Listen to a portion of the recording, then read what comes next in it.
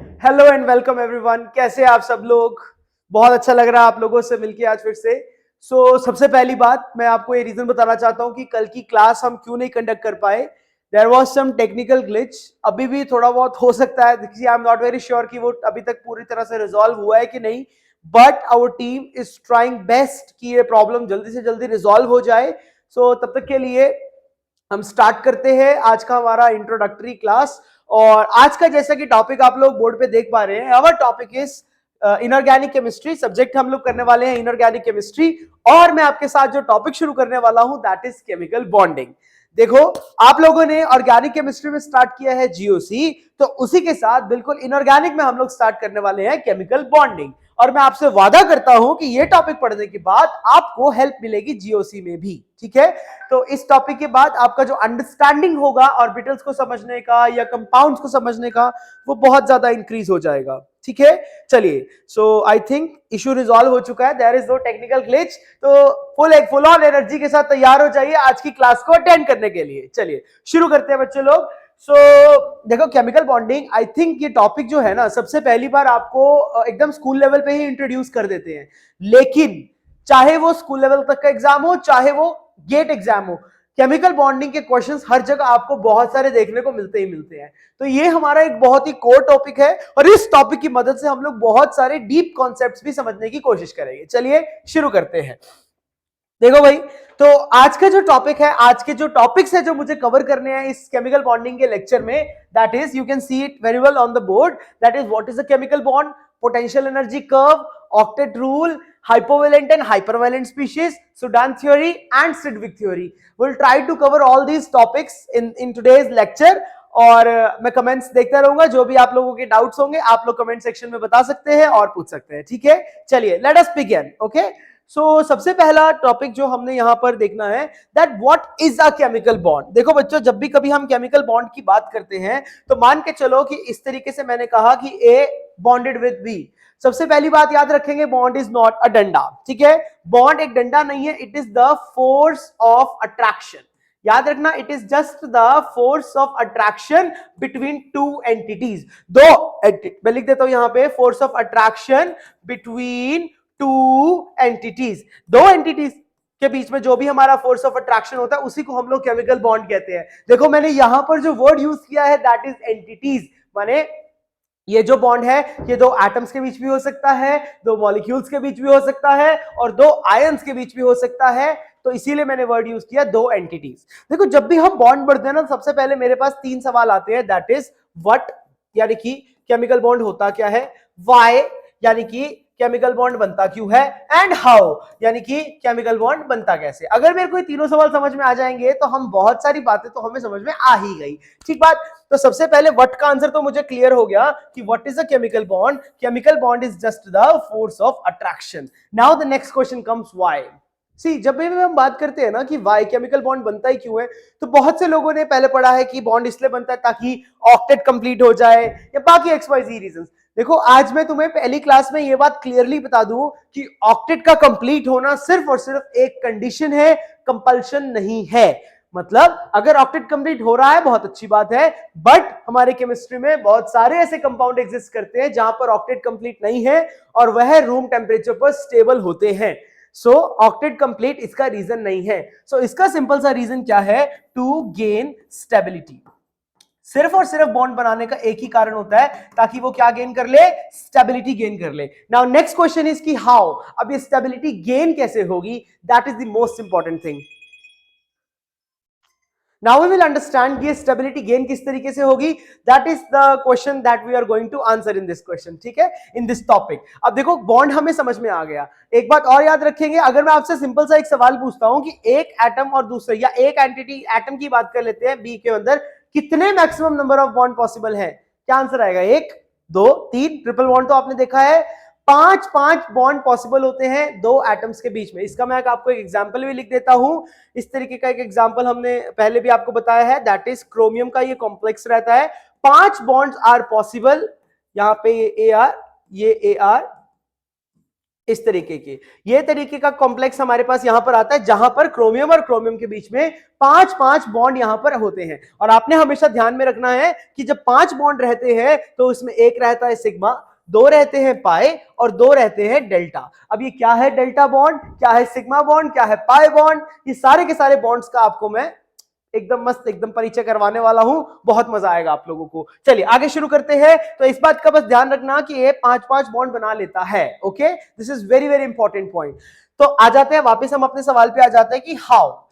अभी तो हमने ये बोला ना कि बॉन्ड बनता क्यों है, बॉन्ड बनता है स्टेबिलिटी को गेन करने के लिए। आपने ध्यान रखना है कि स्टेबिलिटी गेन कैसे होती है, bye lowering of potential energy. This is the most important point कि पोटेंशियल एनर्जी घटती है, इस वजह से स्टेबिलिटी बढ़ती है। चलिए आइए देखते हैं कि पोटेंशियल एनर्जी का यहां पे रोल ही क्या है। Let us understand. तो उसके लिए हम यहां पर एक टॉपिक समझेंगे छोटू सा, potential energy curve for the bond formation. आइए लेट अस अंडरस्टैंड। देखो बच्चों, हमेशा याद रखना कि जब भी कभी दो चीजें पास आ रही है, यानी कि जब भी हम अट्रैक्शन की बात कर रहे होते हैं, तो अट्रैक्शन के दौरान पोटेंशियल एनर्जी हमेशा नेगेटिव होती है। मैं ये बात लिख देता हूं कि during attraction, whenever I am talking about the attraction, during the course of attraction, potential energy की जो वैल्यू हो जाएगी that is negative, और during repulsion यही potential energy जो हो जाएगा that will be positive। Very important point है ना। अब मान के चलो कि दो स्पीशीज को एक दूसरे के पास आना है, लेट्स सपोज ए और बी पहले एक दूसरे से इनफाइनाइट डिस्टेंस की दूरी पर थे, तो इनके बीच में बहुत गैप था। अब देखो अगर बॉन्ड बनना है ना, देखो मैंने पहले बार में बताया कि bond is just the force of attraction. तो एटम्स यदि इनफाइनाइट पे भी है ना, तो उनके बीच में कुछ अट्रैक्शन होना चाहिए, तभी वो एक दूसरे के पास आएंगे। ओके, सो इनके बीच में कुछ अट्रैक्शन हुआ, तो इसकी वजह से ये एक दूसरे के पास आने लगे। और आप लोगों ने पढ़ा है, फिजिक्स में भी आप पढ़े हैं और ये जनरल साइंस में भी आप पढ़ते हैं कि जो भी कोई फोर्स होता है या जो भी कोई एनर्जी होती है, फोर्स नहीं energy I mean to say, it is always inversely proportional to the distance between them, है ना। यानी कि ए और बी जितना ज्यादा पास आते रहेंगे उसके बीच में उतनी एनर्जी बढ़ती रहेगी। लेकिन अब एनर्जी बढ़ेगी कौन सी साइड में, नेगेटिव साइड में। व्हाई, बिकॉज इनके बीच में अट्रैक्शन हो रही है। तो चलिए इसी बात को हम एक ग्राफ से समझने की कोशिश करते हैं, जिससे कि हमें और अच्छी अंडरस्टैंडिंग यहां पर हो पाएगी इस चीज की। Let us try to understand this with the help of a graph. यहां पर मैंने इस तरीके से ग्राफ बना लिया।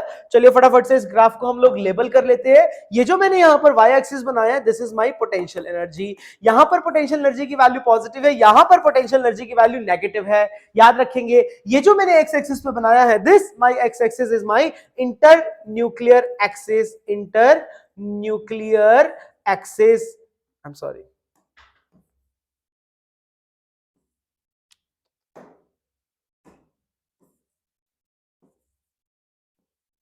Internuclear axis. ठीक है, यानी कि इसी एक्सिस के अलोंग हमारा जो बॉन्ड है वो फॉर्म होने वाला है। अब देखो अगर मैं बात करता हूं इनफाइनाइट डिस्टेंस पे, लेट्स सपोज ए और बी अभी मेरी बहुत ज्यादा इनफाइनाइट डिस्टेंस पे, यानी कि जो आर का वैल्यू है वो बहुत ही ज्यादा है। ये जो एक्सिस है ये मेरी आर की एक्सिस है, ये जो एक्सिस है ये मेरी पोटेंशियल एनर्जी की एक्सिस है। देखो इनफाइनाइट डिस्टेंस पे भी इनके बीच में कुछ ना कुछ नेगेटिव पोटेंशियल तो होना ही चाहिए। तो देखो पहले मैं ग्राफ बना देता हूं। हमारा जो ग्राफ है, you are going to see something like this. इस तरीके का हमारे पास यहाँ पे ग्राफ बनने वाला है। अब इस ग्राफ को हम लोग बहुत ही डेप्थ में समझने वाले हैं कि इस तरीके का ही ग्राफ हमारे पास क्यों आता है। ये ग्राफ आप कई जगह ऑब्जर्व करेंगे, तो आज इस ग्राफ की एकदम डीप नॉलेज हम लोग यहाँ पे देखते हैं कि ऐसा ही ग्राफ हम लोग हमेशा क्यों बनाते हैं। देखो यहां पे जब मैं इस पॉइंट पे खड़ा हूं, तो इस पॉइंट का मतलब है कि नेगेटिव साइड में मेरे पास पोटेंशियल एनर्जी है। यानी कि जैसे जैसे मेरे दो एटम्स ए और बी एक दूसरे के क्लोज आए, यानी कि उनके बीच का डिस्टेंस कम हुआ, तो उनके बीच में एनर्जी बढ़ी। लेकिन कौन सी एक्सिस, कौन सी डायरेक्शन में, नेगेटिव डायरेक्शन में, क्योंकि इनके बीच में जो फोर्स था वो एक अट्रैक्टिव फोर्स था। This is the most important point. अब यहां पे नेगेटिव साइड में अगर मेरी पोटेंशियल एनर्जी जाएगी, तो मेरा ग्राफ ऐसा नीचे को चलता चला जाएगा। ये बहुत ही मामूली सी बात है, क्योंकि देखो आपने पहले भी कई बार पढ़ा है कि लेट्स सपोज अगर मुझे कभी भी ग्राफ प्लॉट करना है समथिंग लाइक दिस, देखते जाना, अगर मुझे कभी भी ग्राफ प्लॉट करना है इनवर्स रिलेशन का, यानी कि y is inversely proportional to x, तो उसका ग्राफ हमेशा हाइपरबोलिक आता है। एक लेक्चर हम लेंगे जहां पर हम आपको सब तरीके के ग्राफ्स के बारे में सिखाएंगे कि अलग अलग डिग्री का ग्राफ किस तरीके से आता है। जैसे इस केस में अगर मैं बात करता हूं, तो y is directly proportional to x की पावर -1 हो जाएगा।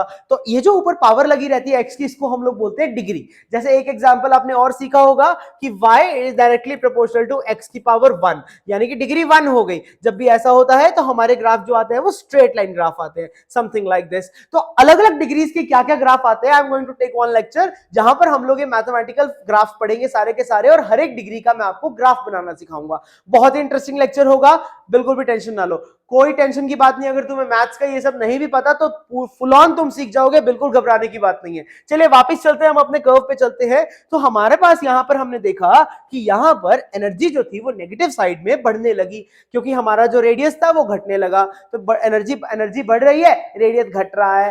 देखो बढ़ना मतलब नेगेटिव साइड में बढ़ना, कंफ्यूज मत होना, कहीं तुम्हें लग रहा हो सर आप तो बढ़ना कह रहे हो और ये तो नेगेटिव जा रहा है। नेगेटिव साइड में ही बढ़ने की बात चल रही है, ठीक है।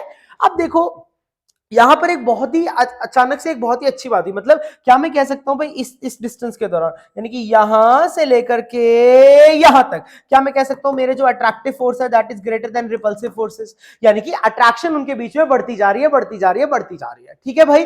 अब यहां पे एक पॉइंट ऐसा आ गया, जब मैं इस पॉइंट तक पहुंच गया, देखो अगर मैं सिर्फ मैथमेटिकल रिलेशन की बात करता हूं, सिर्फ मैं अपनी मैथ्स की नॉलेज का इस्तेमाल करूं, तो मुझे साफ दिखाई दे रहा है कि हमारा जो ग्राफ है वो बिल्कुल ऐसे नीचे ही चले जाना चाहिए था, यानी कि ग्राफ कुछ इस तरीके का दिखाई देना चाहिए था। मतलब हम जो एक्सपेक्ट कर रहे थे, graph something should look like this, यानी कि अगर इस पे पोटेंशियल एनर्जी है और इस पे अगर रेडियस है तो graph should be something like this. Graph हमारा ऐसा आना चाहिए था, इनके बीच में इस तरीके का हाइपरबोलिक रिलेशन होना चाहिए था।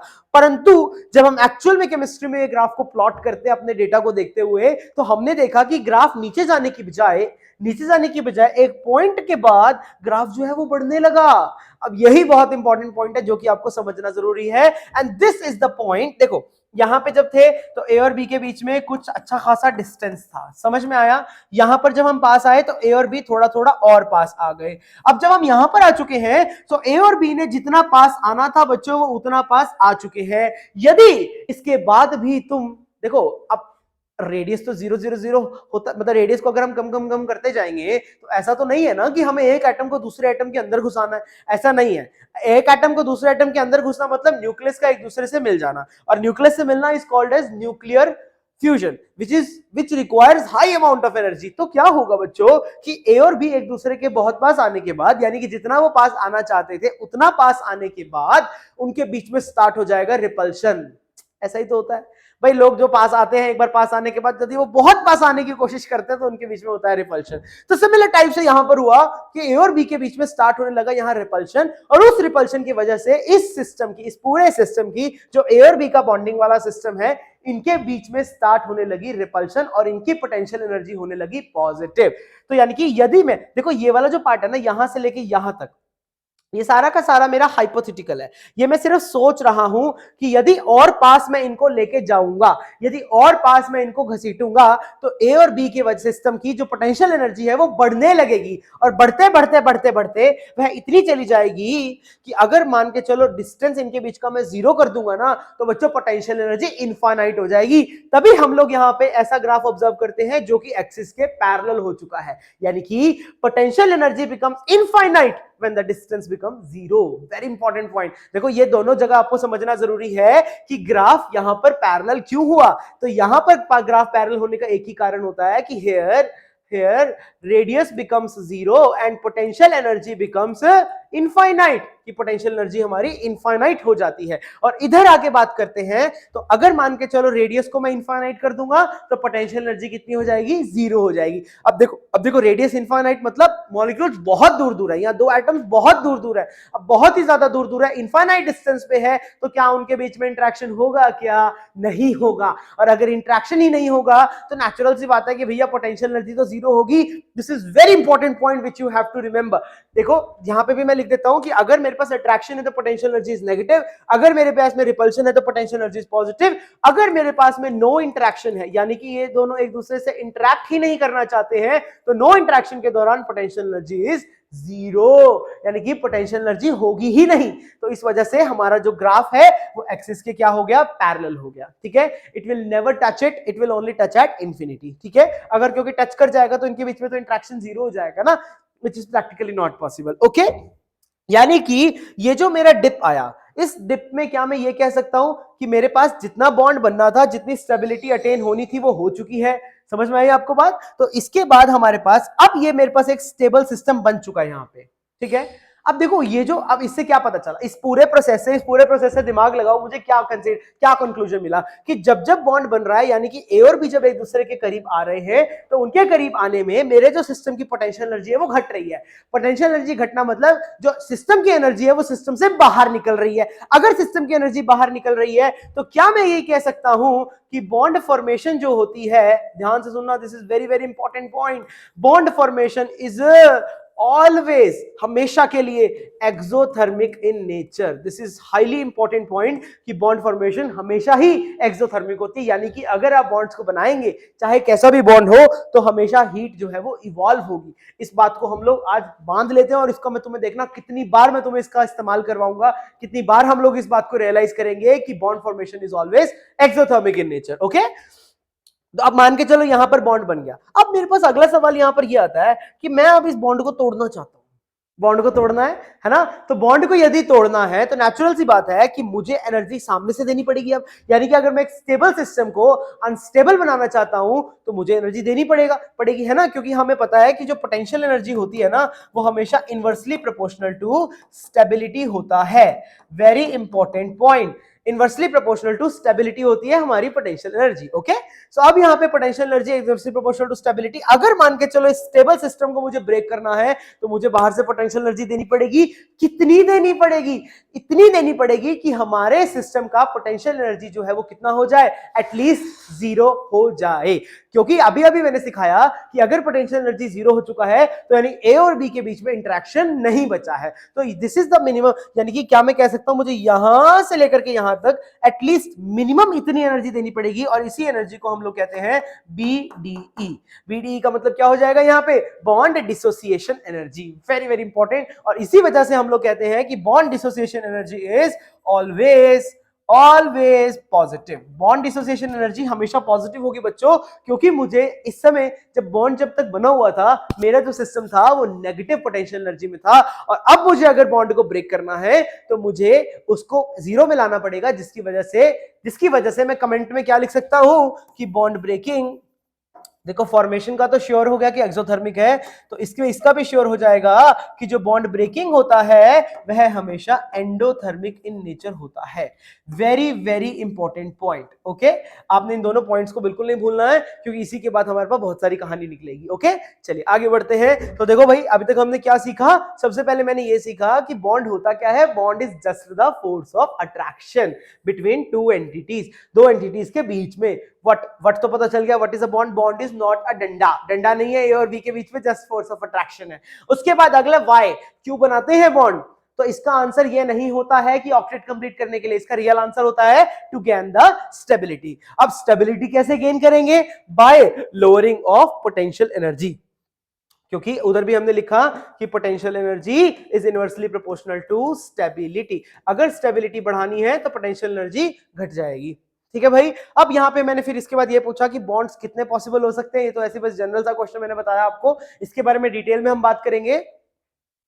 दो स्पीशीज के अंदर 5 बॉन्ड पॉसिबल हो सकते हैं, जिसमें एक सिग्मा, 2 पाई और 2 डेल्टा होंगे। सिग्मा पाई डेल्टा क्या है, होल्ड, सब बताऊंगा मैं आपको, चिंता करने की बिल्कुल भी बात नहीं है। चलिए आगे बढ़ते हैं। सो आई होप ये बात आपको समझ में आ गई होगी कि बॉन्ड फॉर्मेशन यानी कि कंक्लूजन आपको क्लियर हो गया। और हाँ, ये वाला ग्राफ मेरा तब ऑब्जर्व होता इफ अगर हम सिर्फ और सिर्फ मैथमेटिकली सोचते, बट हमें सिर्फ मैथमेटिकली नहीं सोचना, हमें ये भी बात को कंसीडर करना है कि ए और बी के बीच में क्या शुरू हो जाएगी, रिपल्शन शुरू हो जाएगी। क्यों? क्योंकि वो एक दूसरे के जब पास आएंगे तो एक दूसरे का न्यूक्लियस उनको क्या करने लगेगा, रिपेल करने लगेगा। This is very important point. ठीक है, this is only theoretical graph, ये मेरा थ्योरेटिकल ग्राफ है, प्रैक्टिकली ये पॉसिबल नहीं हो सकता है। Always remember this. ठीक है भाई, तो ये वाला ग्राफ पॉइंट में गलत हो गया। और बाकी रही बात यहाँ पे ग्राफ्स की इंफॉर्मेशन, मैं आपको सारे ग्राफ पढ़ाऊंगा, चिंता मत कीजिए। या मतलब मैं या कोई भी टीचर जो भी आपके साथ ग्राफ्स लेगा, आपको डिग्री -1 का, डिग्री 1 का, डिग्री 2, डिग्री 3, डिग्री 4,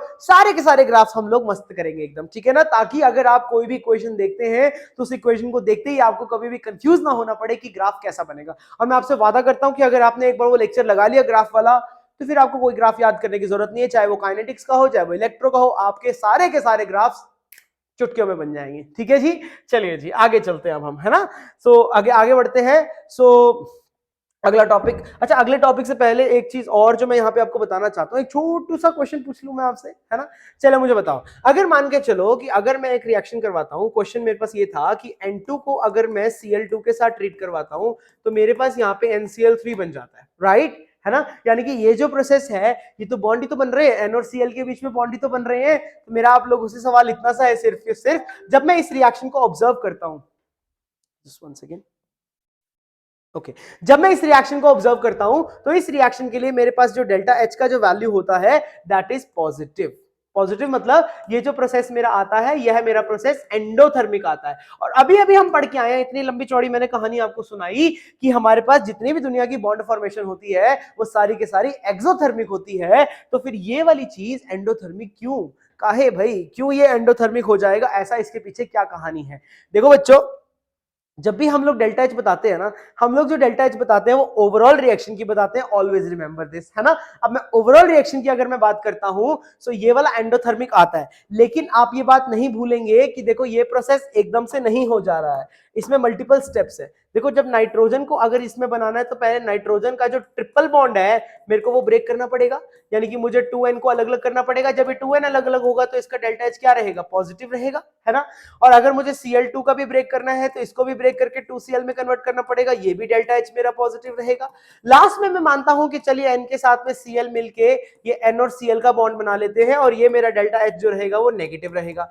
बट जब मैं ओवरऑल रिएक्शन देखता हूं तो मुझे तो ये सारी वैल्यूज ऐड ही करनी पड़ती हैं। तो टोटालिटी में हम लोग ये जानते हैं कि हमारा जो डेल्टा एच है वो पॉजिटिव ही रह जाता है।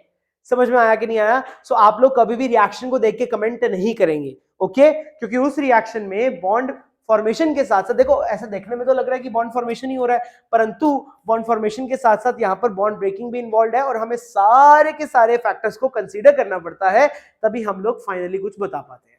इज इट क्लियर और नॉट क्लियर, ठीक है। आई होप ये बात आपको समझ में आ गई होगी। बहुत ही आसान सा कॉन्सेप्ट है, मुझे नहीं लगता कि ये वाले में कुछ भी डिफिकल्टी आपको होनी चाहिए, ठीक बात है। चलिए आगे बढ़ते हैं, आई होप ये बात क्लियर हो गई एकदम, ठीक है। अच्छा आप में से किसी को यहाँ पे डाउट आया कि यहाँ पे मैंने ये आर्गन, आर्गन तो आपको मालूम है ना कि आर्गन जो एक होती है वो तो एक प्रकार की इनर्ट गैस होती है, तो आर्गन कैसे बॉन्ड बना रहा है यहाँ पे, है ना। ये वाला डाउट भी आपको आना चाहिए था पर आया नहीं किसी को। देखो बच्चों एक चीज मैं आपको क्लियरली बता दूं, मैं यहाँ पे बेशक मुझे ऐड करके बताना पड़े, देखो हमारे पास अगर मैं ग्रुप 18 की बात करता हूँ, हालांकि हम लोग इसको पी ब्लॉक में पढ़ेंगे आराम से डिटेल में, तो ग्रुप 18 में कौन कौन है, helium, neon, argon, krypton, xenon, radon, ठीक है ना। ये सारे के सारे हमारे मेंबर्स होते हैं और लास्ट वाला हो जाएगा हमारा यूयूओ हो जाएगा, यूयूओ पता है ना आपको, ये अनानोक्टियम, ठीक है, अनानोक्टियम इसको हम लोग बोलते हैं, यूयूओ हो जाएगा। इसमें आप एक बात का अक्सर ध्यान रखेंगे कि देखो बच्चों इन सबको मिला के हम लोग क्या बोलते हैं, अब इन सबको मिला के हम लोग बोलते हैं नोबल गैसेस, नोबल गैस बोलते हैं, जिसमें से इन दोनों को मिला के हम लोग बोलते हैं इनर्ट गैस। अब इन सबको हम लोग इनर्ट गैस नहीं बोलते हैं क्योंकि सबके बाकियों के भी जो हमारे कंपाउंड्स हैं वो एग्जिस्टिंग है, जेनॉन के भी कंपाउंड्स बन सकते हैं, क्रिप्टन का भी कंपाउंड पॉसिबल होता है, तो इनको अब हम इनर्ट की कैटेगरी में नहीं डालेंगे, इनको हम लोग नोबल की कैटेगरी में डालेंगे। कैसे ये कैटेगरीज डिसाइड करिए वो सब पी ब्लॉक की कहानी है, हम पी ब्लॉक में बात करेंगे। चलिए एनीवेज मूविंग अहेड, ये सारी कहानी आपको आई थिंक क्लियर हो गई होगी, ये पोटेंशियल एनर्जी डायग्राम भी आपको समझ में आ गया होगा, कुछ भी नहीं है इसके अंदर, है ना। चलो आगे बढ़ते हैं, ओके ठीक है भाई। अब अगला टॉपिक जो मैं यहाँ पे आपके साथ लेना चाहता हूं उसको हम लोग कहते हैं बच्चों ऑक्टेट रूल। मस्त टॉपिक है ऑक्टेट रूल। देखो ये ऑक्टेट रूल है क्या चीज, ऑक्टेट रूल कहता है कि जब भी हम लोग बॉन्ड बनाएं तो एलिमेंट्स की, एटम्स की पहली इच्छा होती है, चॉइस होती है, एक सेकंड में पानी पी लूं,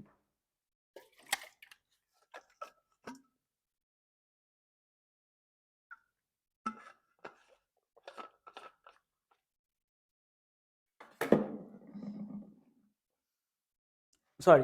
सो एलिमेंट्स की सबसे पहली ये चॉइस होती है, इच्छा होती है कि वो अपना ऑक्टेट कंप्लीट करे, है ना। तो ऑक्टेट रूल का मतलब ही क्या होता है बच्चों, ऑक्टेट रूल जब भी आप सुनते हैं तो इसका मतलब क्या होगा, 8 electrons in the valence shell. भाई वैलेंस शेल में हर कोई चाहता है कि उसके पास 8 इलेक्ट्रॉन्स हो जाए, ठीक है। तो ऑक्टेट रूल अगर कंप्लीट हो रहा है तो बहुत अच्छी बात है, बट ऑक्टेट रूल के अलावा भी स्पीशीज एग्जिस्ट करती हैं, ठीक है। तो हमें यहाँ पर एक बहुत इंपॉर्टेंट टॉपिक जो पढ़ना है वो क्या है, that is the limitations of octet rule. चलो लिमिटेशन से पहले एक बात का और ध्यान रखना, ऑक्टेट ऑक्टेट रूल का अहमियत क्या है? ये जो ऑक्टेट रूल वाली बात है ना, ये सबसे पहले किसने दिया था? ल्यूइस ने दिया था। तो इसी के साथ साथ हम लोग पढ़ते हैं लुईस डॉट स्ट्रक्चर, और लुईस डॉट स्ट्रक्चर का बहुत ही बड़ा एडवांटेज होता है एक टॉपिक में जिसको हम लोग कहते हैं फॉर्मल चार्ज। मैं आपको ये पढ़ाऊंगा। देखो, फॉर्मल चार्ज एक ऐसा टॉपिक है जो कि मोस्ट इग्नोर्ड टॉपिक है, बट अगर क्वेश्चन यहां से आ जाता है तो फिर फंस जाते हैं, है ना? तो फॉर्मल चार्ज का टॉपिक हम लोग जरूर करेंगे, तो ये बहुत ही अच्छा टॉपिक है, ठीक है। अब इसके बाद देखो, ऑक्टेट रूल तो बहुत ही ज्यादा लंबी चौड़ी कहानी नहीं है, यही कि भाई एक एटम जो चाहता है अपने वैलेंस में 8 इलेक्ट्रॉन पूरे करना, बस यही है ऑक्टेट रूल। ऑक्टेट रूल से भी ज्यादा इंपॉर्टेंट मालूम है क्या है? उसकी लिमिटेशन, कि ऑक्टेट रूल में कमियां क्या क्या हैं। आइए देखते हैं। सो हमारे पास यहां से फिर अगली कहानी शुरू होती है, that is the limitations of octet rule. This is even more important, limitations of octet rule. देखो बच्चों, आपके साथ ये जो पीरियोडिक टेबल का सफर होने वाला ना, ये बहुत ही फैंटास्टिक होने वाला, आपको बहुत मजा आएगा। मैं आपसे वादा करता हूं कि मैं आपको ऐसे ऐसे टॉपिक्स करवाऊंगा जो कि आपने पहले कभी नहीं कहे होंगे। सारी के सारी बुक्स, जितनी भी इनऑर्गेनिक की बुक्स है, चाहे वो मिसलर एंटार हो, चाहे वो हुई हो, चाहे वो आर्ट सरकार हो, सारी बुक्स में से जो भी हमारे सबसे बेस्ट टॉपिक्स होंगे या बेस्ट क्वेश्चंस होंगे, वो मैं आपके लिए लेके आने वाला हूं। सो बने रहिए हमारे साथ, आपको बहुत मजा आएगा, ठीक है। ओके, अभी देखो, एकदम से मैं बड़ी बड़ी बातें नहीं मैं शुरू करने वाला, क्योंकि आज हमारी फर्स्ट क्लास है, तो एकदम छोटे से शुरुआत करेंगे, बेसिक से शुरुआत करेंगे, ताकि फिर बड़ी बातों को समझना हमारे लिए आसान हो जाए। गिव मी 1 सेकंड ना।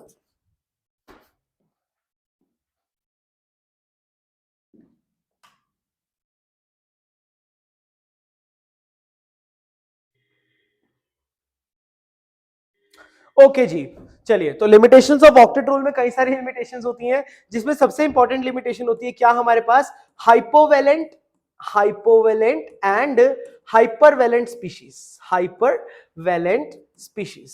This is very very important. Now what is this hypervalent and hypovalent species? चलो अब इसको हम लोग डिटेल में पढ़ते हैं। ये हाइपोवेलेंट और हाइपरवेलेंट की कहानी बहुत ही मजेदार है, आइए इस कहानी को हम लोग जानने की कोशिश करते हैं। देखो बच्चों, जब भी तुम वर्ड सुनो हाइपो, एक वर्ड है हाइपो, एक वर्ड है हाइपर, ठीक है भाई। जब भी तुम वर्ड सुनो हाइपो, देखो मैंने कैसे याद किया था छोटी क्लास में, जब मुझे नहीं पता था तो मैं हाइपो, पो लो, लो पो, पो से लो राइमिंग हो रहा है तो लो, मतलब कि हाइपो का मतलब क्या हो जाएगा? हाइपो का मतलब हो जाएगा less than 8 electrons, less than 8 valence, valence electron. और जब भी हाइपर की मैं बात करूंगा तो हाइपर, पर, टर, टर पर, टर से ग्रेटर, ठीक है भाई। ये तो याद करने का तरीका आप कैसे भी याद कर सकते हैं। तो इसमें क्या आ जाएगा मेरे पास? More than 8 electrons, very very important. इसमें 8 इलेक्ट्रॉन से कम होंगे और इसमें 8 इलेक्ट्रॉन से ज्यादा होंगे। तो चलिए सबसे पहले हम लोग हाइपोवेलेंट स्पीशीज की बात कर लेते हैं। कुछ एग्जांपल्स की अगर मैं बात करता हूं हाइपोवेलेंट स्पीशीज के, तो कुछ एग्जांपल्स किस प्रकार हो जाएंगे? जैसे कि हमारे पास हो गया BF3 हो गया, एक सेकेंड। एग्जाम्पल्स में हमने देखा BF3 हमारे पास हो जाएगा, AlCl3 हो जाएगा। एक बात याद रखना है कि दुनिया की जितनी भी हाइपोवेलेंट स्पीशीज है, they all behave as Lewis acids. ये सारी के सारी लुईस एसिड्स की तरह बिहेव करती है। This is the very very important point. Lewis acids क्या होते हैं बच्चों? Electron deficient species. ये जितनी भी हमारी इलेक्ट्रॉन डेफिशिएंट स्पीशीज होती हैं, चाहे आप इनको इलेक्ट्रोफाइल के उसमें कह लो या किसी भी फॉर्म में कह लो, जितनी भी हमारे पास इलेक्ट्रॉन डेफिशिएंट स्पीशीज होती हैं, उनको हम सब उनको लुईस एसिड्स के नाम से जानते हैं, ठीक है भाई। और अगर मैं इधर बात करता हूं मोर देन 8 इलेक्ट्रॉन्स की, तो यहां पर हाइपरवेलेंट स्पीशीज की अगर बात की जाए, देखो यही पॉइंट समझना बहुत इंपॉर्टेंट है। अगर मैं हाइपरवेलेंट स्पीशीज की बात करता हूं, तो हाइपरवेलेंट स्पीशीज में एग्जांपल्स के तौर पे जैसे मैंने ले लिया PF5 ले लिया, या मैंने SBF5 ले लिया। आपने एक बात का ध्यान रखना है कि जनरली लोगों को यह लगता है कि हाइपरवेलेंट स्पीशीज बिहेव करेगा as a Lewis base, but याद रखेंगे दे behave as Lewis acid and Lewis base, both दोनों की तरह बिहेव कर सकता है, डिपेंडिंग की रिएक्शन किस तरीके से। तो देखो मैं आपको एग्जांपल दिखाता हूं। मान के चलो कि मैंने PF5 को सबसे पहले ट्रीट करवा दिया, KF के साथ ट्रीट करवा दिया, समझ आया? अब KF में K के ऊपर है पॉजिटिव चार्ज, F के ऊपर है नेगेटिव चार्ज, तो यहां पर क्या होगा कि ये जो F नेगेटिव है वो जाके मस्तिष्क पे अटैक कर देगा। जैसे ही इस पे अटैक करेगा, my species will become PF6-। Very very important, बहुत ही फैंटास्टिक स्पीशीज ये बन गई, है ना? तो यानी कि इस बार इसने क्या किया, इसमें किसकी तरह बिहेव कर रहा है? It is behaving like a Lewis acid, और ये बन जाएगा लुईस बेस। यानी कि इसने फ्लोराइड आयन, यानी कि एक नेगेटिवली चार्ज स्पीशीज को अपने ऊपर एक्सेप्ट किया, so it is behaving as a Lewis acid. परंतु अगर मैं बात करता हूं इस रिएक्शन की, यानी कि मैंने लिया PF5 लिया और उसको मैंने ट्रीट करवा दिया SBF5 के साथ, तो हमारा जो प्रोडक्ट होगा that is going to look like this, यानी कि SBF6 negative plus PF4 positive. अब इस रिएक्शन में ध्यान से ऑब्जर्व कीजिए तो मुझे साफ साफ दिखाई दे रहा है कि यहां पर इसने क्या किया, इसने अपना F नेगेटिव इसको दे दिया, यानी कि SbF6 ने एक्सेप्ट कर लिया, so it is behaving as Lewis base and it is behaving as Lewis acid. Very important point आपने ध्यान में रखना है कि लुईस एसिड और लुईस बेस दोनों की तरह बिहेव कर सकता है कौन, मेरा हाइपरवैलेंट स्पीशीज। देखो एक चीज मुझे इससे आपको बतानी जरूर है, ध्यान रखना। देखो बच्चों हमारे पास ना केमिस्ट्री में एक आप इस तरीके से टेबल बना सकते हैं, नाम अलग है, काम सारा का सारा एक ही है, ठीक है। इधर मैं लिख रहा हूं इलेक्ट्रॉन रिच स्पीशीज, ये सारी के सारी इलेक्ट्रॉन रिच स्पीशीज की कैटेगरी में आती है, ठीक है। और इधर मैं लिखने वाला हूं इलेक्ट्रॉन डेफिशिएंट स्पीशीज। तो सारी के सारी आपने ध्यान में रखना है कि किस तरीके से इनको हम लोग नामकरण करते हैं। मान के चलो कि सबसे पहले अगर मैं इलेक्ट्रॉन रिच स्पीशीज में लिखता हूं न्यूक्लियोफाइल, तो न्यूक्लियोफाइल जब रिच वाले को बोलते हैं तो उसी के सामने इसका नाम क्या हो जाता है, इलेक्ट्रोफाइल। पता है आपको, ये न्यूक्लियोफाइल इलेक्ट्रोफाइल आप सब लोग जीओसी में पढ़ते हो। सिमिलरली अगर मैं मान के चलो यहां पर लिखता हूं लुईस बेस, रिच है तो लुईस बेस, तो वही इसका नाम हो जाएगा लुईस एसिड। वेरी इंपॉर्टेंट, समझ आ रहा है। सिमिलरली अगर मान के चलो कि यहां पर मैं इसका नाम लिखता हूं बच्चों होमो, यानी कि हाईएस्ट ऑक्यूपाइड मॉलिक्यूलर ऑर्बिटल, इसके बारे में डिटेल में चर्चा करूंगा, तो यही पर इसका नाम हो जाएगा लूमो, यानी कि lowest unoccupied molecular orbital. Similarly बच्चों अगर मैं यहां पर नाम लिखता हूं रिड्यूसिंग एजेंट, देखते जाना, अगर मैंने नाम लिखा यहां पे रिड्यूसिंग एजेंट, तो नेचुरली यहां पर क्या हो जाएगा, वो ऑक्सीडाइजिंग एजेंट, ठीक है। ये सारे के सारी कहानी आप याद रखेंगे, भूलेंगे नहीं, this is very very important. ये सारी के सारी स्पीशीज जो है वो इलेक्ट्रॉन रिच। एक और लिख सकते हैं, यानी कि अगर मान के चलो मैं यहां पर लिखता हूं लिगेंड, लिगेंड भी तो इलेक्ट्रॉन रिच होता है ना, तो यहां पर मैं लिखूंगा उसके लिए metal ion. So this is very very important point, कुछ भी इसमें देखो डिफिकल्टी नहीं है, बात एक ही है, बात एक ही। अगर मान के चलो देखो ये OH नेगेटिव की मैं बात करता हूं, तो OH नेगेटिव क्या हो सकता है, न्यूक्लियोफाइल भी हो सकता है, लुईस बेस भी हो सकता है, लिगेंड भी हो सकता है, वह सब कुछ हो सकता है, डिपेंड करता है कि वो अटैक किस पे कर रहा है। अगर OH नेगेटिव मान के चलो एक इलेक्ट्रोफाइल पे अटैक करे तो OH negative is a nucleophile, अगर OH नेगेटिव एसिड पे अटैक करे तो OH negative is a base. तो इस तरीके से उसका सिर्फ नाम बदल रहे हैं हम, काम तो उसका एक ही है भाई, काम तो वही कर रहा है ना वो, यानी कि वो इलेक्ट्रॉन डेंसिटी दे रहा है। तो ये बहुत ही छोटी सी चीज है जो कि आई थिंक एक जनरल बात है केमिस्ट्री की, सबको मालूम होनी चाहिए। आई थिंक ये ऐसी बहुत सारी बातें हम लोग छोटी छोटी करते चले जाएंगे, ओके। सो आई होप ये बात आपको क्लियर हो गई कि जो हाइपोवेलेंट स्पीशीज होते हैं they are only going to behave as Lewis acids, but the hypervalent species can behave both as Lewis acid as well as Lewis base. This is very very important point.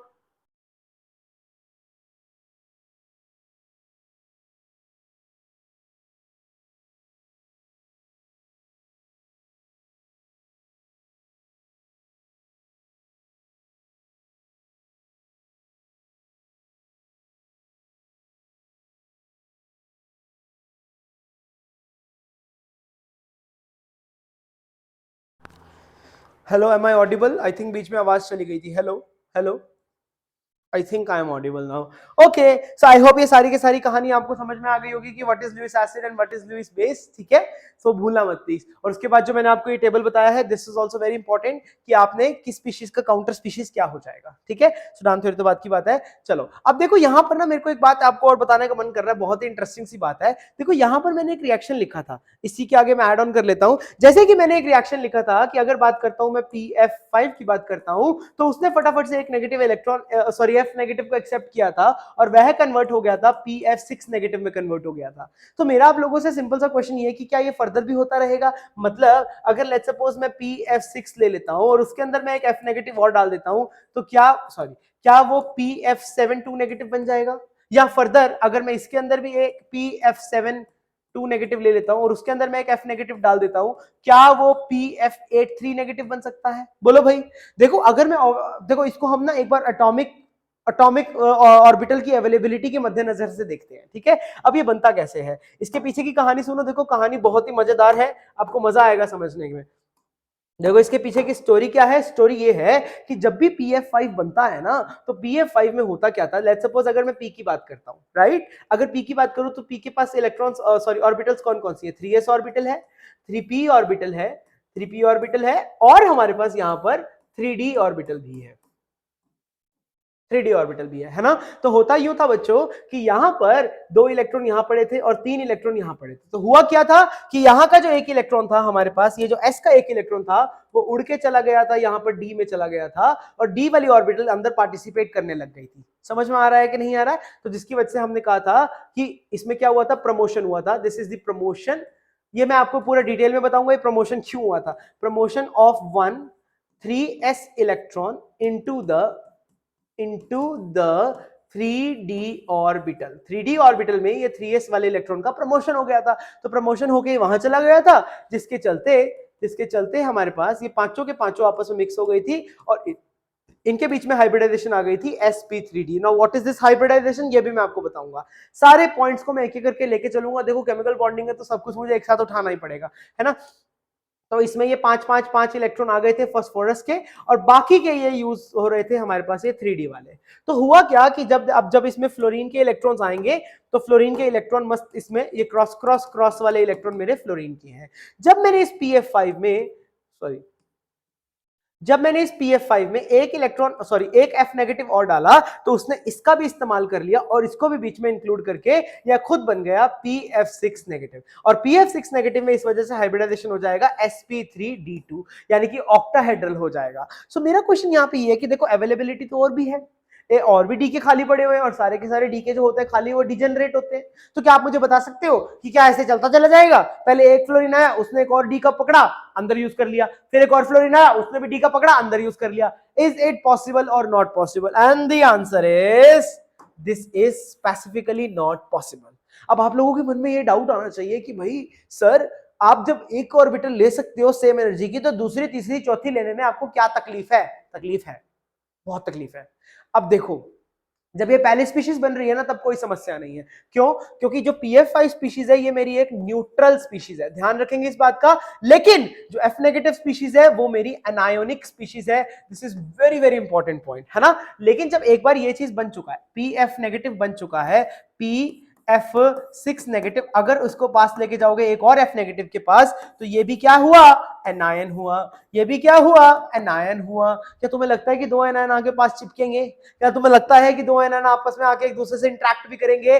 बिल्कुल नहीं। तो इनके बीच में क्या हम लोग ऑब्जर्व करेंगे? इनके बीच में हम लोग ऑब्जर्व करेंगे स्ट्रॉन्ग रिपल्शन। तो ऑर्बिटल की बात तो धरी की धरी रह जाएगी, ऑर्बिटल का तो कोई मतलब ही नहीं है। अरे भैया इलेक्ट्रोस्टैटिक फोर्स तो हाई हमेशा ही रहेगा, ऑर्बिटल की तो बात बाद में शुरू होती है। फंडामेंटल फोर्स है इलेक्ट्रोस्टैटिक फोर्स। तो इनके बीच में हम लोगों ने ऑब्जर्व किया strong repulsion, and due to this strong repulsion, इस स्ट्रॉन्ग रिपल्शन की वजह से ये जो मेरा F नेगेटिव है वो pf6 के पास कभी भी नहीं जाएगा। वेरी इंपॉर्टेंट, यानी कि एक बार सिर्फ F नेगेटिव लेके वो और आगे फर्दर हेल्प नहीं करेगा, मतलब और आगे फर्दर कंपाउंड्स नहीं बनते चले जाएंगे। This is also very important point, क्योंकि मैंने यहां पर ये बात लिखी थी, इसको मैंने दिखाया था, तो इसीलिए मुझे ये बात बतानी बहुत ही जरूरी थी कि इस तरीके से रिएक्शन कंटिन्यूटी में नहीं चलता रहेगा। क्योंकि आप में से बहुत सारे लोगों को ये लग सकता है कि सर अवेलेबिलिटी तो है, आई अग्री विद यू कि अवेलेबिलिटी है, तो कैसे ये हो रहा है? ठीक है भाई, समझ में आई यहां तक की बात? I hope every this thing is clear to you. एक बात और आप ध्यान में रखेंगे, अगर आपसे कभी भी पूछ ले इस तरीके से कि what is the hybridisation of pf5, तो pf5 की hybridisation is very very important, क्योंकि pf5 का जो हाइब्रिडाइजेशन जनरली हम लोग लिख देते हैं sp3d लिख देते हैं। pf5 की जगह लेट्स सपोज यहाँ पे इन्होंने pcl5 भी दे दिया है, तब भी कोई घबराने की बात नहीं है, बात सेम ही है। चलो pcl5 ले लेते हैं इस बार, है ना, एक ही चीज को क्यों पकड़े जाए। तो sp3d एक्चुअल में इसका जो करेक्ट एक्सप्लेनेशन हो जाएगा that is sp2 plus pd। ये होती है इसकी हाइब्रिडाइजेशन, इसकी अनइक्विवेलेंट हाइब्रिडाइजेशन का पार्ट होता है। मैं आपको सिखाऊंगा कि what is equivalent hybridisation and non equivalent hybridisation. We will study that topic, मजा आ जाएगा तुमको। आई एम टेलिंग यू कि मैं आप लोगों के लिए जितनी भी बेस्ट बुक्स हैं अवेलेबल, फॉरेन ऑथर्स की या इंडियन ऑथर्स तो हटाओ, फॉरेन ऑथर्स की जो भी बेस्ट बुक्स हैं वो सारे में से जो भी बेस्ट कंटेंट होगा I am going to bring that for you.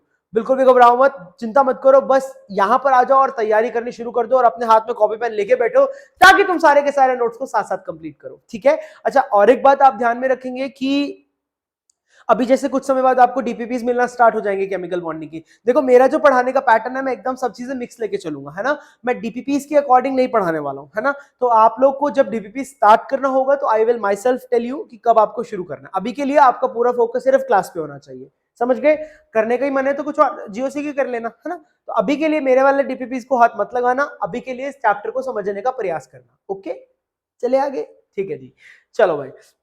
अच्छा हाँ, और इसके स्ट्रक्चर की बात की जाए तो इसका स्ट्रक्चर कुछ इस तरीके से रहता है। ये मेरे पास दो लंबे बॉन्ड रहते हैं और ये तीन छोटे छोटे छोटे बॉन्ड्स रहते हैं, Cl Cl Cl। और हाइब्रिडाइजेशन का जो झंझट है वो इस तरीके से ही रहता है कि ये जो मेरे पास ये जो एक तीन प्लेन में है, इनको हम लोग किसको क्या बोलते हैं, इक्विटोरियल बॉन्ड्स बोलते हैं। और ये जो इक्विटोरियल बॉन्ड्स हैं इनकी लेंथ छोटी होती है, और ये वाला जो बॉन्ड है this is called as axial bond, इसकी लेंथ लंबी होती है। ये जो मेरा इक्विटोरियल प्लेन है, इसी इक्विटोरियल प्लेन में हाइब्रिडाइजेशन होती है sp2, और ये जो मेरे दो लंबे बॉन्ड है इनमें हाइब्रिडाइजेशन होती है pd। Very important. यही तो रीजन है कि जो ये हमारे पास जो PCl5 में जो एक्सियल लेंथ होती है, एक्सियल लेंथ लंबी होती है। अरे क्यों होती है? क्योंकि एस कैरेक्टर नहीं होता है। बहुत इंपॉर्टेंट। देखो तुम लोग छोटे क्लासेस में अलग अलग बकवास रीजंस पढ़ाए जाते थे कि रिपल्शन की वजह से खिंच के लंबे हो जाते, बकवास, सब बकवास। कोई रिपल्शन की वजह से खिंच के लंबा नहीं हो रहा है। लंबा होने का रीजन ये है कि उसमें एस कैरेक्टर कम होता है। ये जो बॉन्ड है मेरे पास minimal s character, minimal s percentage character, जिसकी वजह से बॉन्ड लेंथ जो हो रही है वो लंबी होती जा रही है। ठीक है भाई, ये बात आपको ध्यान में रखनी बहुत इंपॉर्टेंट है। आई होप आपको ये बात समझ में आ गई होगी। तो इसके बारे में और डेप्थ में बात हम लोग जरूर करेंगे। ठीक है भाई, अब चलिए अगली थ्योरी जो मेरे को आपको यहाँ पे पढ़ानी है, that is called as Sudan theory. बहुत ही फंटास्टिक थ्योरी है, मजा आ जाएगा आपको पढ़ के। सुनिए, ध्यान से सुनिए, है ना। और सुडान थ्योरी इंपॉर्टेंट क्यों है ये भी मैं आपको बता देता हूं। देखो बच्चों, ध्यान से सुनना।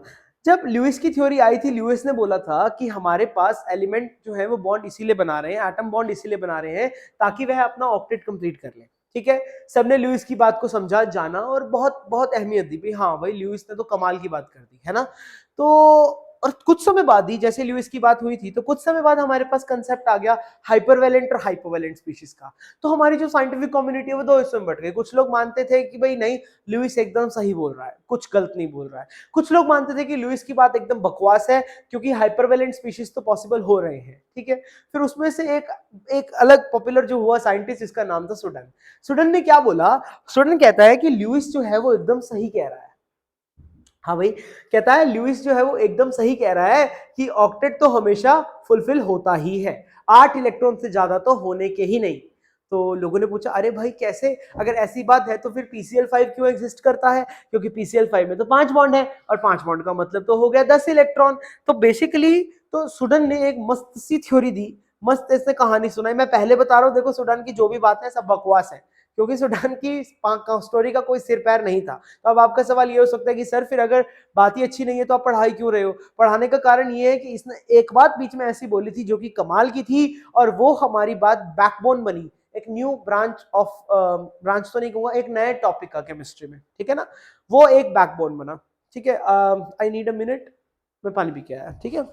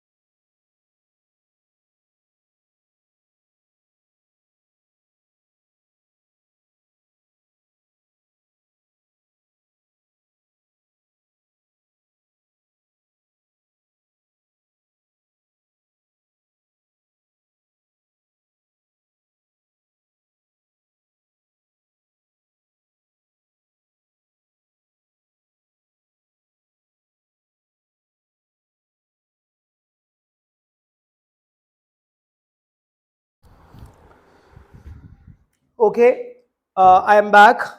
M I audible? आवाज आ रही है मेरी? Hello hello. ठीक है जी। तो शुरू करते हैं हम लोग।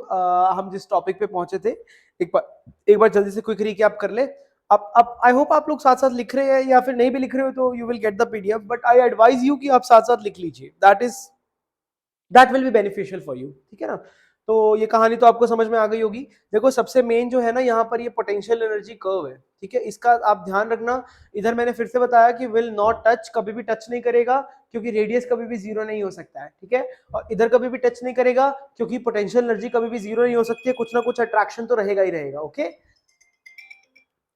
एक सेकेंड। हेलो। नहीं सर।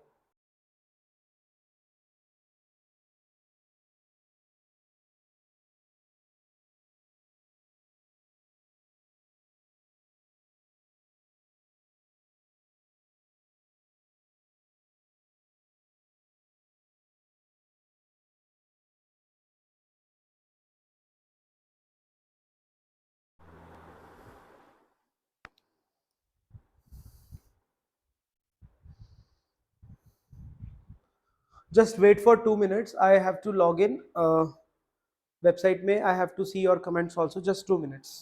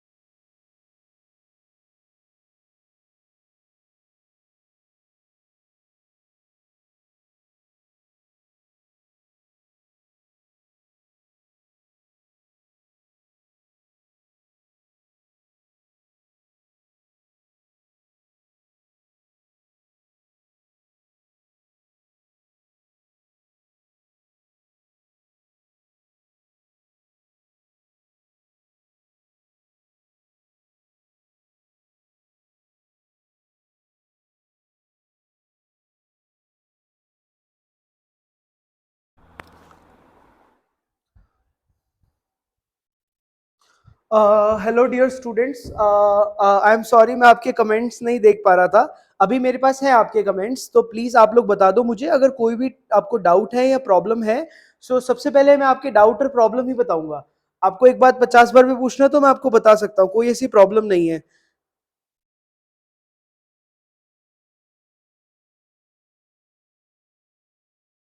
हाँ, सब कुछ सही चल रहा है, कोई प्रॉब्लम नहीं है। बॉन्ड फॉर्म एक्सोथर्मिक वाला ग्राफ फिर से एक बार समझा दीजिए। ओके जन्नत, मैं आपको एक बार एक ग्राफ फिर से बता देता हूँ, जिसको भी डाउट है।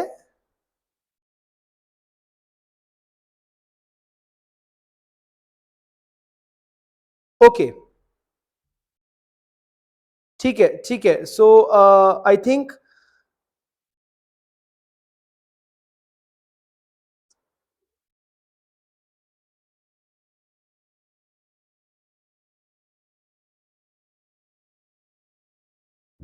ओके ओके ठीक है, ऑल गुड। चलिए एक बार मैं ग्राफ को रिपीट कर देता हूं कि यहां पर ग्राफ में क्या समस्या आ रही है आप लोगों को। लेट अस अंडरस्टैंड री, एक बार हम इसको रीवैल्यूएट कर लेते हैं, कोई ऐसी प्रॉब्लम वाली बात नहीं है।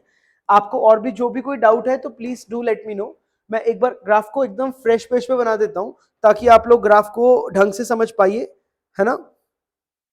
ठीक है, देखो जन्नत, आपने बोला कि आपको ग्राफ में दिक्कत आई कि ये ग्राफ किस तरीके से हो रहा है। और आइए इस ग्राफ को एक बार हम लोग डीपली एनालाइज कर लेते हैं फिर से, क्योंकि देखो ये ग्राफ हमें कई बार कई जगह पे काम आएगा। इस तरीके से हमारा ये ग्राफ जो था वो ऑब्जर्व हो रहा था। सबसे पहले तो मैं आपको यही वाला रिलेशन बताना चाहता हूँ। देखो यहाँ पर कभी भी ग्राफ टच नहीं करेगा, not touch, because will not touch. यह कभी भी इसको टच नहीं करेगा, बिकॉज बिकॉज अगर ये टच कर जाएगा, because potential energy is not zero. ठीक है, पोटेंशियल एनर्जी जीरो नहीं है। There is some attraction, there is some attraction, मतलब जब तक डिस्टेंस फाइनाइट है ना, जब तक हमारा डिस्टेंस फाइनाइट है तो उनके बीच में कुछ ना कुछ अट्रैक्शन तो रहने ही वाला है। ठीक है, ओके ओके। सो इनके बीच देयर इज सम अट्रैक्शन, उनके बीच में कुछ ना कुछ अट्रैक्शन होगा ही होगा। आप नहीं बोल सकते हैं कि भाई बिल्कुल ही उनके बीच में जीरो इंट्रैक्शन होगा। जीरो इंट्रैक्शन मतलब इंफिनिटी पर, उससे पहले उनके बीच में डेफिनेटली अट्रैक्शन होगा ही होगा। ओके, अब इधर की बात कर लेते हैं। सो ये मेरा पोटेंशियल एनर्जी है, और आपको पता है कि ये मेरा आर है। और यहां पर आपने ध्यान रखना है कि ग्राफ कभी भी टच नहीं होगा, will never touch, will never touch. ये कभी भी टच नहीं होगा, because because r can not be zero, r can't be zero. भाई इनके बीच में कुछ ना कुछ तो बॉन्ड लेंथ होगा ना बच्चों। अब जीरो कैसे हो जाएगा, एक एटम दूसरे एटम के अंदर कैसे घुसा दोगे तुम लोग, है ना। तो बॉन्ड लेंथ जब तक है तब तक और तभी हमने कहा था कि अब यहां से किसी ने बोला था कि ये वाला देखो, ये वाला पॉइंट मैंने आपको समझाया कि यहां से लेके यहां तक आने में पोटेंशियल एनर्जी में सिर्फ और सिर्फ ड्रॉप हो रहा है। यानी कि सिस्टम की जो पोटेंशियल एनर्जी है वो घट रही है। और अगर पोटेंशियल एनर्जी घट रही है तो नेचुरल सी बात है कि जो potential energy is inversely proportional to the stability, तो स्टेबिलिटी तो बढ़ेगा ना। ठीक है, और यहां पर आपने बोला कि सर पॉजिटिव पोटेंशियल एनर्जी कैसे आ रहा है। पॉजिटिव पोटेंशियल एनर्जी आने का सिर्फ एक ही कारण है। देखो मैंने ये भी आपको मार्क कर दिया था कि ये वाला जो मेरा डिस्टेंस है यहां से लेकर के यहां तक का डिस्टेंस, इस डिस्टेंस को हम लोग कहते हैं bond length.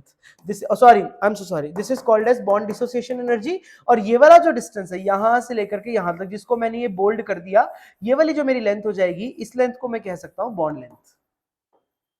This is my bond length. तभी तो इतने डिस्टेंस पे ही तो ए और बी आपस में, मतलब देखो अगर मैं इसको डायग्राम से दिखाऊं तो इतने ही डिस्टेंस पे ए और बी के बीच में जितना मिनिमम डिस्टेंस हो सकता था वो हो चुका है। इसके अगर आप पास लेके आओगे ना जबरदस्ती, तो आपको पोटेंशियल एनर्जी जो है वो बढ़ेगा ही बढ़ेगा। आपको स्वयं एनर्जी देनी पड़ेगी, यानी कि सिस्टम को हम एनर्जी देंगे। और जब भी कभी सिस्टम को हम एनर्जी देते हैं तो उस केस में जो पोटेंशियल एनर्जी होती है वो पॉजिटिव होती है। इस वजह से हमारा जो ग्राफ है वो पॉजिटिव साइड में चला गया। I hope it is clear. अगर आपको क्लियर है तो प्लीज मुझे एक बार बता दीजिए। जन्नत, आपको डाउट आ रहा था,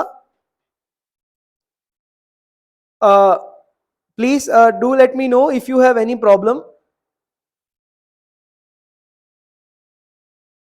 जन्नत, इज इट क्लियर और नॉट, प्लीज मेरे को एक बार बता दीजिए ताकि मुझे पता चल जाए कि आपको क्लैरिटी हो गई है। ठीक है, फिर हम उसके बाद आगे बढ़ते हैं। ओके, सो आई होप ये सारी बातें आपको समझ में आ गई जितनी भी मैंने आपको बताई हैं।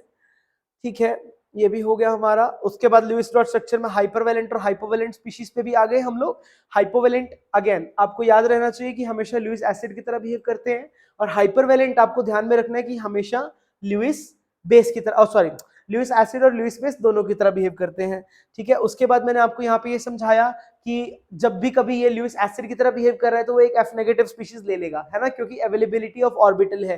तो क्या वो ऐसे लेते ही चला जाएगा? ऐसे लेते नहीं चला जाएगा। This is also very important point, क्योंकि एनायन एक दूसरे को रिपेल करना स्टार्ट कर देंगे। फिर उसके बाद मैंने अगली कहानी सुनाई किसके बारे में? PCl5 के बारे में, है ना। PCl5 की हाइब्रिडाइजेशन sp2 + pd होती है। ये कुछ इस तरीके से आप इसको बना सकते हैं, यानी कि जो PCl5 है ना, इसके 3 Cl वाले बॉन्ड तो आपस में एक प्लेन में रहते हैं, यानी कि इतने हिस्से का अगर मैं हाइब्रिडाइजेशन की बात करता हूं तो इतने हिस्से का जो हाइब्रिडाइजेशन हो जाएगा दैट इज sp2, और बाकी का जो हो जाएगा ये वाला हिस्सा, ये Cl और Cl, इसकी हाइब्रिडाइजेशन हो जाएगी मेरे पास pd। इन दोनों को मिला के ही हमको ऐसा कुछ दिखाई देता है। ओके, सो इट इज मतलब पांचों के पांचों जो बॉन्ड है ना PCl5 में, उनमें सब में जो हाइब्रिडाइज्ड ऑर्बिटल्स का जो नेचर है या परसेंटेजेस हैं वो बराबर नहीं है। ध्यान रखेंगे आप इस बात का। मैंने अगेन बोला कि this is the concept of unequivalent hybridization. ये मैं आपके साथ डिटेल में बात करने वाला हूं, डोंट वरी। ओके, चलिए आगे बढ़ते हैं। फिर मैंने आपको हाँ एक बेसिक बात बताई कि देखो बात वही है, बस नाम बदल रहे हैं, नाम बदल रहे हैं और कुछ नहीं कर रहे हैं। ओके, उसके बाद हम आगे बढ़े। हाँ, सुडन की थ्योरी अब मैंने आपको पढ़ानी है। सुडन की थ्योरी पढ़ाने से पहले अगर आपको कोई भी समस्या है तो बता दीजिए। ओके ठीक है, कोई समस्या नहीं है, सब लोगों ने क्लियर क्लियर क्लियर बोल दिया, थैंक यू सो मच। चलिए अब आगे बढ़ते हैं, ठीक है। देखो इसकी कहानी मैंने आपको बताया कि सुडन की ना प्रॉब्लम क्या थी कि सुडन ने ना बहुत स्ट्रांगली बिलीव किया कि लुईस की बात एकदम सत्य है, लुईस ने एकदम सत्य वचन कहे, सुडन को ऐसा लग रहा था। तो लोगों ने पूछा सुडन ने, और तुम्हें मैं बता दूं, पहले अभी बताया मैंने कि सुडन की जो थ्योरी है वो बहुत ही बकवास है एकदम, उसमें कोई सर पैर नहीं है। लेकिन अच्छा, यहां पर प्रॉब्लम बच्चे को आ रही है सर, एंडोथर्मिक और एक्सोथर्मिक बता दीजिए। देखो बेटा सुमन, सुमन मैं आपका ये भी डाउट क्लियर कर देता हूं, एंडोथर्मिक और एक्सोथर्मिक का मीनिंग ही क्या होता है। देखो बच्चे, ये दो जो वर्ड्स है ना, ये आपने इनका मतलब क्या होता है। जब भी कभी मैं वर्ड लिखता हूं एक्सोथर्मिक, एक्सोथर्मिक का मतलब क्या होता है? एक्सोथर्मिक का मतलब होता है कि हीट इवॉल्व हुआ है, यानी कि हीट जो है वो बाहर निकल रहा है। आई बात समझ में बेटा? एक्सोथर्मिक का मतलब हीट रिलीज हुआ है, यानी कि एनर्जी रिलीज हुआ है। और कभी भी अगर मैं बात करता हूं एंडोथर्मिक की, एंडोथर्मिक का मतलब होता है कि हीट जो है वो एब्जॉर्ब हुआ है, हीट एब्जॉर्ब हुआ है। ओके बेटा, ये बात आपने ध्यान में रखनी है, वेरी इंपॉर्टेंट। ओके, जब मैंने अभी यही समझाया कि जब भी बॉन्ड बन रहा है, देखो जब बॉन्ड बना रहा हूं मैं, तो बॉन्ड बनाते दौरान मेरा जो पोटेंशियल एनर्जी है वो घट रहा है, सिस्टम का घट रहा है, मतलब मेरा नहीं घट रहा है। सिस्टम का जो पोटेंशियल एनर्जी है, जो ए और बी मेरा सिस्टम है, सिस्टम क्या होता है? Part of universe under observation, यानी कि आज मैं ए और बी को ही तो ऑब्जर्व कर रहा हूं ना। तो ए और बी अगर आपस में एक दूसरे के करीब आ जाएंगे तो उनके बीच में जो पोटेंशियल एनर्जी है वो नेगेटिव होती है। Because of this negative potential energy, इनका जो पोटेंशियल एनर्जी है वो डिक्रीज होना स्टार्ट हो जाता है। अब एनर्जी अगर सिस्टम की डिक्रीज हो रही है तो बाहर ही तो निकलेगी ना, है कि नहीं? अब सिस्टम से बाहर ही तो निकलेगी ना एनर्जी। तो अब एनर्जी जब बाहर निकलती है तो हम लोग कहते हैं कि हीट जो है वो इवॉल्व हुई है। इसीलिए हम लोग कमेंट करते हैं कि जो बॉन्ड फॉर्मेशन होता है, यानी कि जब अपने आप बॉन्ड्स कभी बनते हैं तो बॉन्ड फॉर्मेशन हमेशा एक्सोथर्मिक होता है, ठीक है, एक्सोथर्मिक इन नेचर। और एक बात आप और ध्यान रखेंगे कि दुनिया की जितनी भी एक्सोथर्मिक रिएक्शंस होती हैं उन सब के लिए आपने ध्यान में रखना बेटा कि उन सब के लिए जो मेरा डेल्टा एच होता है, डेल्टा एच होता है एंथैल्पी चेंज। ये थर्मोडायनामिक्स में हम लोग सिखाएंगे आपको। डेल्टा एच जो होता है वो नेगेटिव हो जाता है, ठीक है। क्यों होता है डेल्टा एच नेगेटिव? वो थर्मोडायनामिक्स की बात है, वो केमिकल बॉन्डिंग की बात नहीं है। ओके, और उसके विपरीत एकदम कि अगर मैं कभी भी बॉन्ड ब्रेकिंग की बात करता हूं, जब भी मुझे बॉन्ड ब्रेक करने होते हैं तो बॉन्ड ब्रेकिंग के दौरान याद रखो कि हमारा जो ये प्रोसेस है वो एंडोथर्मिक हो जाता है। एंडोथर्मिक का मीनिंग क्या होता है? एंडोथर्मिक का मतलब होता है कि डेल्टा एच इज पॉजिटिव, यानी कि ग्रेटर देन 0। ओके, ये मतलब होता है एक्सोथर्मिक और एंडोथर्मिक का। क्लियर हुआ? I hope this is clear to you, कोई प्रॉब्लम तो नहीं है? ठीक है,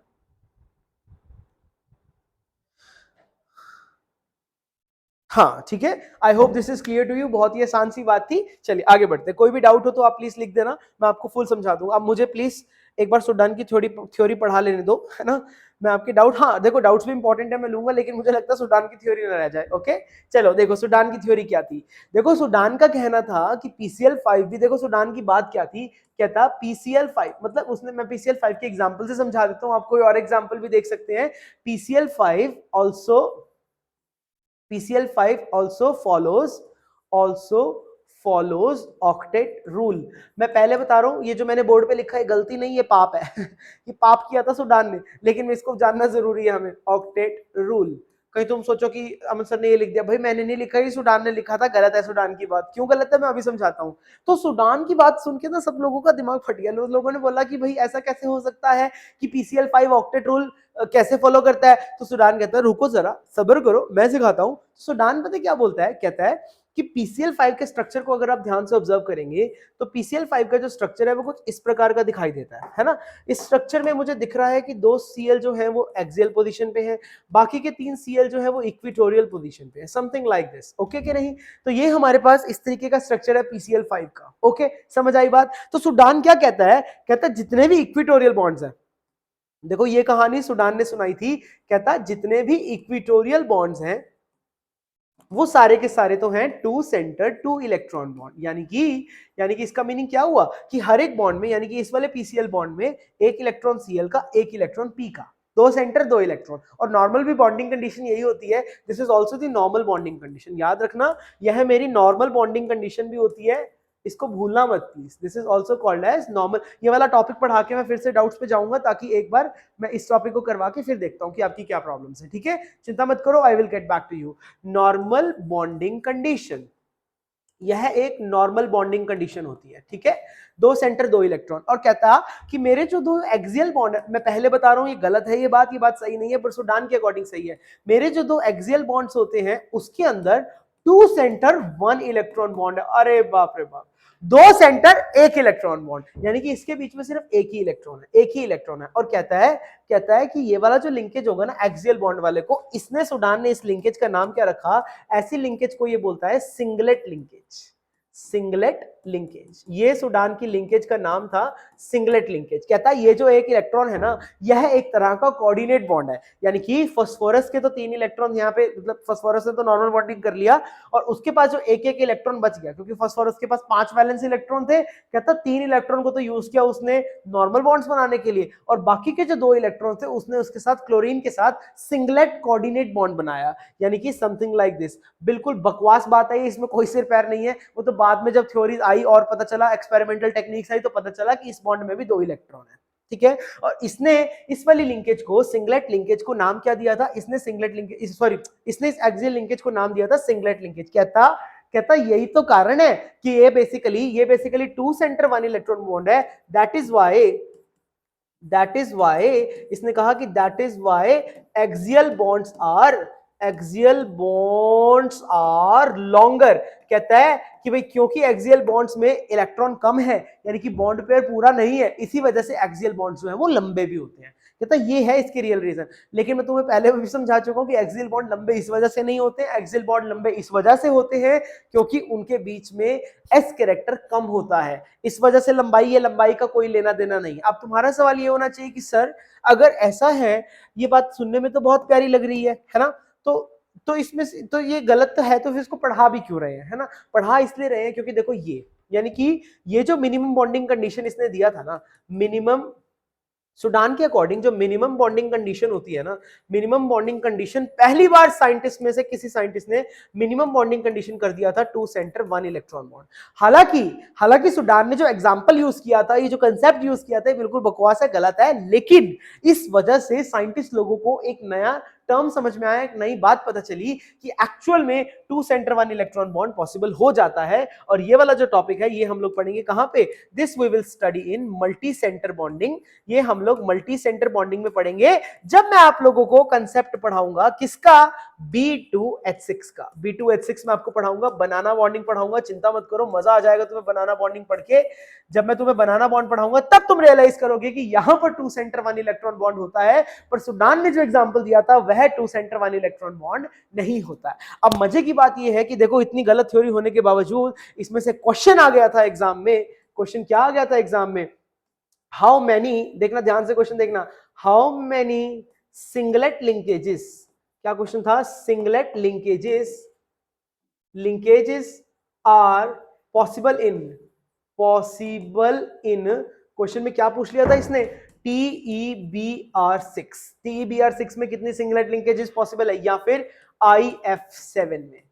ये दोनों क्वेश्चन एग्जाम में आ चुके हैं। आई थिंक जैम में आए हैं या गेट में आए हैं, but yes these two question are asked according to Sudan theory, according to Sudan theory. समझ में आया? तो सुडान की थ्योरी जो थी वो बिल्कुल बकवास थी, बट ये एग्जाम्पल जो उसने कोट किया था वो इसने इस एग्जाम्पल की वजह से हमें समझ में आया कि 2 सेंटर 1 इलेक्ट्रॉन बॉन्डिंग पॉसिबल हो सकती है। ठीक है, हालांकि दिस इज रॉन्ग, मैं आपको पहले बता रहा हूं कि this is wrong, this is not the right theory. But अब कुछ भी नहीं था तो सब लोगों ने कुछ ना कुछ तो बनाना ही था ना। तो बाकी जब सब लोग ये बोल रहे थे कि हाँ ल्यूइस की थ्योरी गलत है, ल्यूइस की थ्योरी गलत है, ऑक्टेट रूल फेल हो गया, तो सुडान को कोई नई बात निकालनी थी तो उसने निकाल दी। तो लेकिन ये थ्योरी इंपॉर्टेंट है क्योंकि इसके साथ का क्वेश्चन जो है आपको मैंने दिखा दिया, ये वाला क्वेश्चन एग्जाम में पूछा गया है। ठीक है, तो मैं एक बार फिर से कमेंट्स की तरफ आ जाता हूं, जो भी आपकी डाउट्स है आप प्लीज पूछ लीजिए।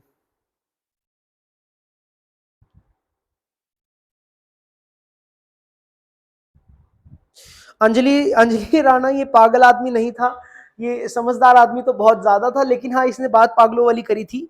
पागल आदमी नहीं है ये, अंजलि बोल रही है सर ये पागल आदमी था, पता नहीं पागल था कि नहीं, बट हाँ उसने बात एक अच्छी करी। विकास का कहना है सर तब ओनली मिनिमम मॉर्निंग कंडीशन का ही कंसेप्ट लेना चाहिए था। हाँ बिल्कुल, हमने कंसेप्ट सिर्फ मिनिमम मॉर्निंग कंडीशन का ही लिया है, लेकिन ये आया कहां से आया? ये सुडान की थ्योरी से था ना बेटा। तो ये जो एक्चुअल है ये ट्रू नहीं है। बाद में हमने रियलाइज किया कि बाद में जब अलग अलग थ्योरीज आई तो उससे पता चला कि रियल में यहाँ पर ये जो पीसीएल है ना, ये एक्सियल वाला भी, ये देखो ये वाला जो मेरा पीसीएल है एक्सियल वाला, इसके अंदर भी 2 सेंटर 2 इलेक्ट्रॉन बॉन्ड ही है। समझ आया? इसका जो लंबे होने का कारण है वो तुम्हें पहले ही मैं बता चुका हूं। इसका लंबे होने का कारण क्या है? इसका लंबे होने का कारण है कि इसमें एस की परसेंटेज कम है, एस कैरेक्टर कम है। समझ आया मेरी बात? और इसी चीज का देखना अभी हम इस्तेमाल भी करेंगे। एक मैं आपको रूल पढ़ाऊंगा बेंट्स रूल, मजा आ जाएगा आपको बेंट्स रूल पढ़ के। ठीक है, बेंट्स रूल में मैं आपको समझाऊंगा कि इसकी कहानी क्या है पीछे की। ओके ठीक है, सो आई होप ये बात सारी की सारी क्लियर हो गई आप लोगों को। मैंने आप लोगों के कमेंट्स भी देख लिए हैं। हाँ अब आप ये पूछ रहे हैं कि सर आंसर क्या है क्वेश्चन का। पठान कालीम देखो, अब ये क्वेश्चन मैंने दिया है कि इस क्वेश्चन का आंसर क्या हो सकता है। देखो बहुत ही इंटरेस्टिंग क्वेश्चन है ये वाला भी, आइए देखते हैं। अब देखो सुडान के अकॉर्डिंग अगर मैंने इन्हीं मॉलिक्यूल्स को बनाना है तो सुडान के अकॉर्डिंग ये कैसा दिखाई देता था? टीई। सुडान के अकॉर्डिंग क्या था कि जो 4 बीआर लगे थे वो नॉर्मल 2 सेंटर 2 इलेक्ट्रॉन बॉन्ड थे, बीआर बीआर और बीआर। ठीक है, अब नहीं सॉरी, अब सुडान का बेसिकली क्या कहना था कि यहां पर देखो इस तरीके से इसका स्ट्रक्चर आ जाएगा, बी आर और बी आर। तो सुडान का ये बोलना था कि इसके अंदर 2 बॉन्ड्स तो हमारे पास नॉर्मल हो जाएंगे, यानी कि ये वाला ये वाला ये वाला और ये वाला ये वाला, तो 4 इलेक्ट्रॉन्स तो ये हो गए, और बाकी के जितने भी ये वाली हैं ये सारी के सारी सिंगलेट लिंकेजेस हैं, ये सारी के सारी सिंगलेट लिंकेज है। फिर सुडान की थ्योरी फेल हुई कि भाई अगर सिंगलेट लिंकेज लंबे होते हैं तो यहाँ पर लंबे क्यों नहीं है, क्योंकि यहाँ पर सबकी बॉन्ड लेंथ बराबर होती है। तो इसका जो आंसर आ जाएगा, इसके अंदर हमारे पास 4 सिंगलेट लिंकेज है बेटा, 4 इसका आंसर आ जाएगा, 2 नहीं आएगा। किसी ने शायद 2 बोला है। Sir equatorial and axial bond IF7 में कैसे पता करें? Vishnu Mohan Gupta, equatorial and axial bond जब हम उसमें पता करेंगे ना IF7 में, तो इसके लिए हमारे पास पेंटागनल बायपिरामिडल होता है। अब देखो IF7 का जब मैं स्ट्रक्चर बनाता हूं तो देखो F हमारे इस तरीके से एक पेंटागन बना के रहते हैं, इस तरीके से, बीच में हमारा I रहता है, समथिंग समथिंग लाइक दिस। देखो जरा, ये सारे के सारे F से जुड़े होते हैं, और यहां पर ये F ऊपर और ये F नीचे, ये वाला F और ये वाला F। इसमें भी बेटा ध्यान देंगे आप लोग कि इसमें हमारे पास ये वाला बॉन्ड हो जाता है एक्सियल वाला, और ये वाला बॉन्ड हो जाता है इक्विटोरियल वाला। बट रिमेंबर, बहुत ही इंटरेस्टिंग बात बताने जा रहा हूं मैं आपको, यहां पर एक्सियल लंबा नहीं होता है, यहां पर इक्विटोरियल लंबा होता है। देखो जब हम वेस्पर में आपके साथ शुरू करूंगा तो आपको बहुत इंटरेस्टिंग छोटी छोटी, और देखो अब तुम इसको सबको एक्सेप्शन,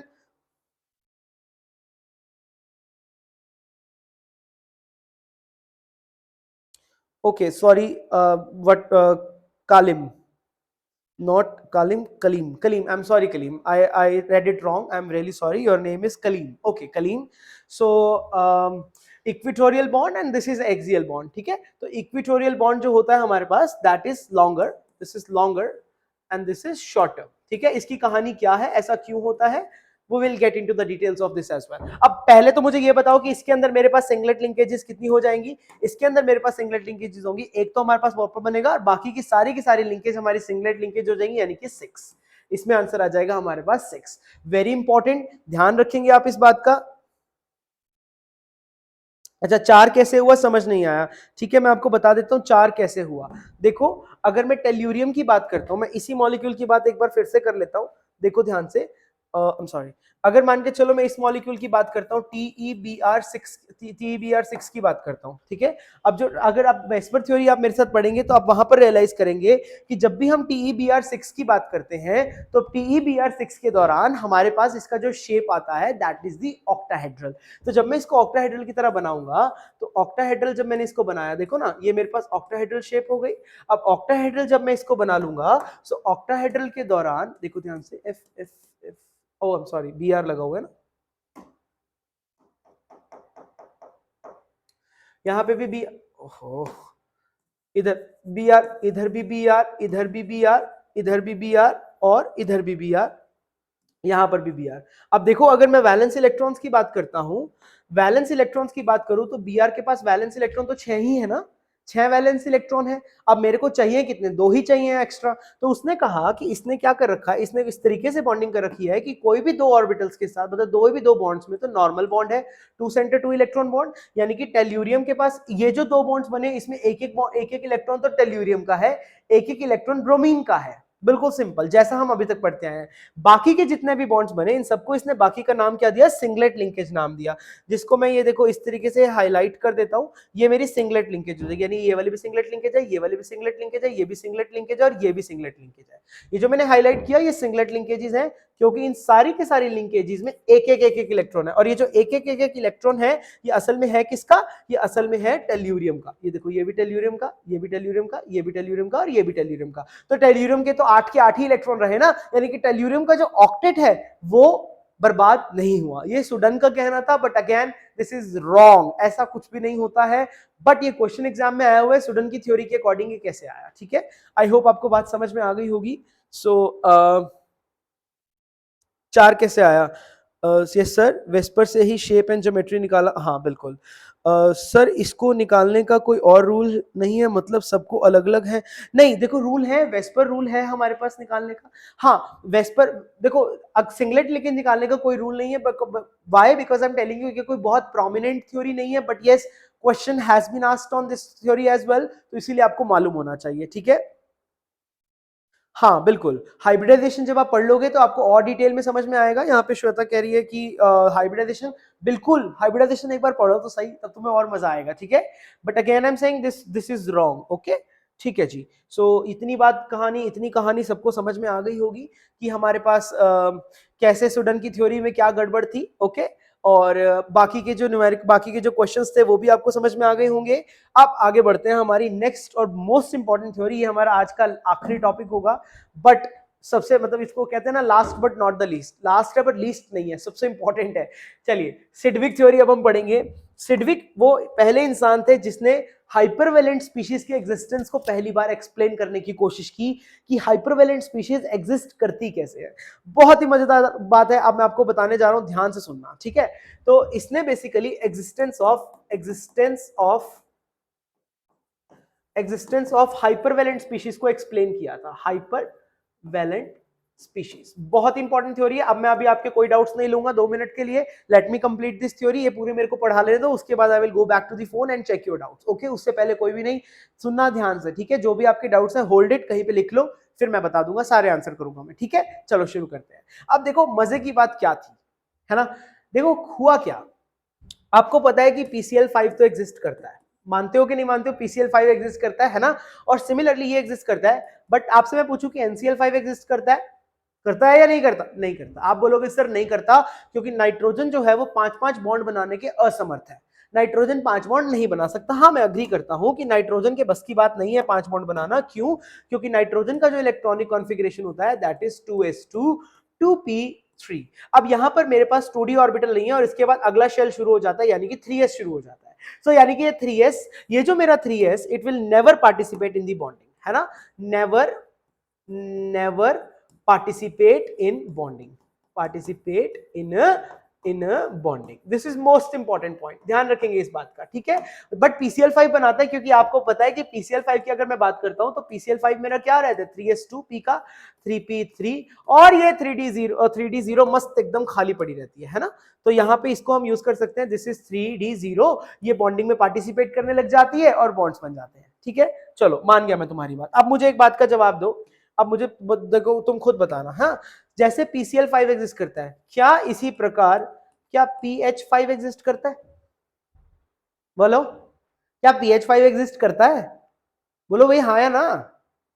अब देखो जो लोग कह रहे हैं हाँ करता है, वो लोग ये सोच सकते हैं कि भाई हाँ इसलिए एग्जिस्ट करता है क्योंकि सेंट्रल एटम तो फास्फोरस है, जगह तो है 5-5 बॉन्ड बनाने की, तो 5-5 हाइड्रोजन क्यों नहीं आके लग सकते? और जो लोग कह रहे हैं ना, तो ना क्यों नहीं करता? चलो ये इसका रीजन, इसका आंसर तो मैं ही तुमको बता देता हूं कि भाई PCl5 PH5 जो है वो एग्जिस्ट नहीं करता है। बहुत इंपॉर्टेंट पॉइंट है, यानी कि जब मेरे पास साइड एटम हाइड्रोजन लगा है तब फास्फोरस की इतनी औकात नहीं थी कि वो अपनी d ऑर्बिटल को यूज कर ले बॉन्डिंग करने में। अब इसके पीछे की कहानी मैं आपको समझाता हूं कि इसके पीछे का क्या इसके पीछे की प्लॉटिंग थी, क्या इसके पीछे का ट्विस्ट था। ठीक है, एक बार मैं आपको देख लेता हूं कि आप लोग क्या कहना चाह रहे हैं, इसकी वजह से थोड़ा सा और पता चल जाएगा। हाँ श्वेता, यहाँ पे आपका क्वेश्चन है कि why 3s not participate in bonding. बेटा 3s never participate in bonding क्योंकि शेल बदल गया है ना, शेल बदल गया। अभी रीजन बताता हूँ, अभी आपको क्लियर हो जाएगा कि मेरा कहने का मतलब क्या है। ठीक है, हाँ बिल्कुल सबने सही आंसर दिया कि नो, कि PH5 एग्जिस्ट नहीं करता। आओ मैं इसका आपको रीजन समझा देता हूँ। देखो एक बार की बात है,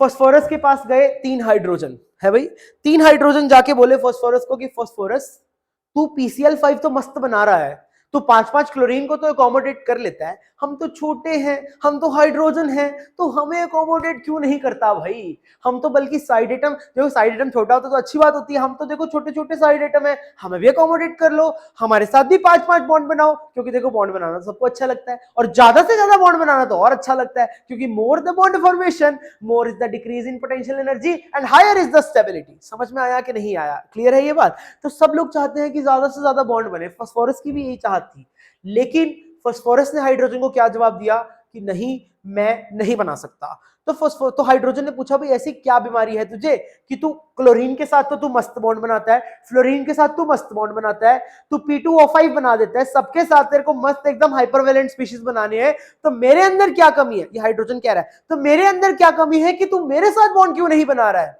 तो फास्फोरस ने फिर उसको समझाया। तो फास्फोरस कहता है देखो बच्चों, हमारे पास जो ये पीरियोडिक टेबल है ना, इसमें अलग अलग परिवार है, राइट? जैसे पहला परिवार हमारा ये एल्कली मेटल्स हो गई, अल्कलाइन अर्थ मेटल्स हो गई, ऐसे फिर आ जाते हैं हम पी ब्लॉक में आ जाते हैं। तो पी ब्लॉक में भी अलग अलग ग्रुप्स हैं हमारे पास, right? Boron family, carbon family, nitrogen family, oxygen family and fluorine family, यानी कि हैलोजेंस।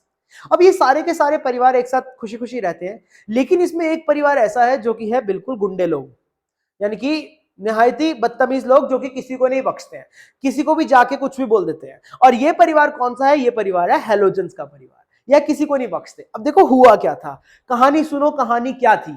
कहानी ये थी बच्चों कि फ्लोरीन, क्लोरीन या ऑक्सीजन, जो कि मोस्ट इलेक्ट्रोनेगेटिव एलिमेंट्स है। अब मैं अपने मुंह से जो मैं वर्ड्स निकालने जा रहा हूं वो गोल्डन वर्ड्स है, ध्यान से सुनना। hypervalent species is only possible when the side atom is more electronegative species, यानी कि साइड एटम को या तो फ्लोरीन, क्लोरीन, ऑक्सीजन इसी तरीके का होना चाहिए, तभी के तभी हाइपरवेलेंट स्पीशीज पॉसिबल होते हैं, अदरवाइज हाइपरवेलेंट स्पीशीज पॉसिबल नहीं होते। ऐसा क्यों? आइए जानते हैं कि ऐसा इसके पीछे की कहानी क्या है। देखो बच्चों, हुआ क्या था कि जब हमारा PCl5 कब बना था? PCl5 हमारा तब बना था जब PCl3 बन चुका था और Cl2 आया था, तब जाके PCl5 बना था। चलिए आइए ऑर्बिटल्स की पिक्चर देखते हैं एक बार। तो ऑर्बिटल्स की पिक्चर जब हम देखने चले तो फास्फोरस के पास जो थी ऑर्बिटल वह थी 3s, उसके बाद फास्फोरस के पास थी 3p, और उसके बाद फास्फोरस के पास थी 3d। समझ में आया? यह मेरे पास 3d ऑर्बिटल थी। ठीक है, अभी थोड़ी देर पहले किसी ने पूछा था कि सर यहां पे ये 3s क्यों नहीं पार्टिसिपेट करता, अभी उसका रीजन क्लियर हो जाएगा। यहां पर इसके पास 2 इलेक्ट्रॉन थे, यहां पर 3 इलेक्ट्रॉन थे। जैसे ही फास्फोरस के पास आके क्लोरीन लगा, अब देखो फास्फोरस के पास आके सेंट्रल एटम पे कौन लगा, यानी कि सेंट्रल एटम पे आके क्लोरीन लगा, और क्लोरीन क्या है? फास्फोरस से मोर इलेक्ट्रोनेगेटिव, तो इसी क्लोरीन ने क्या इंपार्ट किया फास्फोरस के ऊपर? भर भर के partial positive charge. Because of this partial positive charge phosphorus के पास क्या बढ़ गई? फास्फोरस का बढ़ गया इफेक्टिव न्यूक्लियर चार्ज। देखो पहले फास्फोरस का न्यूक्लियस जो है वो इन ऑर्बिटल्स को खींच के रखा है अपने पास, यानी कि इनको जाने नहीं दे रहा, उड़ने नहीं दे रहा। लेकिन फास्फोरस के अगर मैं ऊपर भर भर के पार्शियल पॉजिटिव चार्ज इंपार्ट कर दूंगा, तो जिस शक्ति से, जिस स्ट्रेंथ से वो अपनी ऑर्बिटल्स को पहले खींच रहा था, अब पार्शियल पॉजिटिव चार्ज आने के बाद भी क्या वो स्ट्रेंथ सेम रहेगी या वो बढ़ जाएगी? वो स्ट्रेंथ बढ़ जाएगी, जिसकी वजह से हमारी ये जो 3d ऑर्बिटल है ये थोड़ी सी खिंच के आ जाती है नीचे की तरफ, यानी कि टवर्ड्स द न्यूक्लियस चली आती है। इसी थ्योरी को बच्चों हम लोग कहते हैं ऑर्बिटल कॉन्ट्रैक्शन थ्योरी। समझ में आया? Because of this, because of, मैं लिख देता हूं यहां पे, because of partial positive charge on phosphorus, 3d orbitals starts to contract. उनके बीच में थोड़ा सा कॉन्ट्रैक्शन आने लग जाता है, और जैसे ही वो कॉन्ट्रैक्ट होती है तो फिर 3s के इलेक्ट्रॉन को 1 मिनट नहीं लगता और वो जंप करके फटाफट से किस में चला जाता है? 3d में चला जाता है। समझ में आया कि नहीं आया? अब देखो ये कहानी फिर नाइट्रोजन में क्यों नहीं हो रही है? नाइट्रोजन में भी तो हमने साइड एटम यहाँ पे मान के चलो NF लगा दिया, तो NF5 भी पॉसिबल नहीं है। फ्लोरीन तो बहुत इलेक्ट्रोनेगेटिव है। बच्चों होता क्या है कि मैं मानता हूं कि जब फ्लोरीन आएगा तो वो भी नाइट्रोजन के ऊपर भर भर के पार्शियल पॉजिटिव चार्ज इंपार्ट करेगा, अग्री करता हूं मैं, लेकिन जितना मर्जी पॉजिटिव चार्ज इंपार्ट हो जाए, कभी भी इसमें इतनी औकात नहीं होगी कि अगले शेल को वो नीचे बुला ले। देखो यहां से 2p तक अगला शेल बदल गया 3s जाने में, लेकिन यहां पर शेल तो सेम है बेटा, शेल तो सेम है ना, शेल तो नहीं बदला ना मेरा, शेल बिल्कुल सेम है, शेल नहीं बदला है। अगर शेल नहीं बदला है तो वो सेम शेल में है, तो यानी कि खिंच के नीचे आने की क्षमता है, पॉसिबिलिटी है। समझ में आया कि नहीं आया? This is the most important point. तभी आपने देखा होगा, आपने कभी भी इस बात को रियलाइज किया हो तो ये बहुत ही सिंपल सी बात है कि हाइपरवेलेंट स्पीशीज में, ये बहुत इंपॉर्टेंट कमेंट है कि हाइपरवेलेंट स्पीशीज जब भी अगर आप लेते हैं तो साइड एटम, जो भी मेरा साइड एटम इज ऑलवेज मोर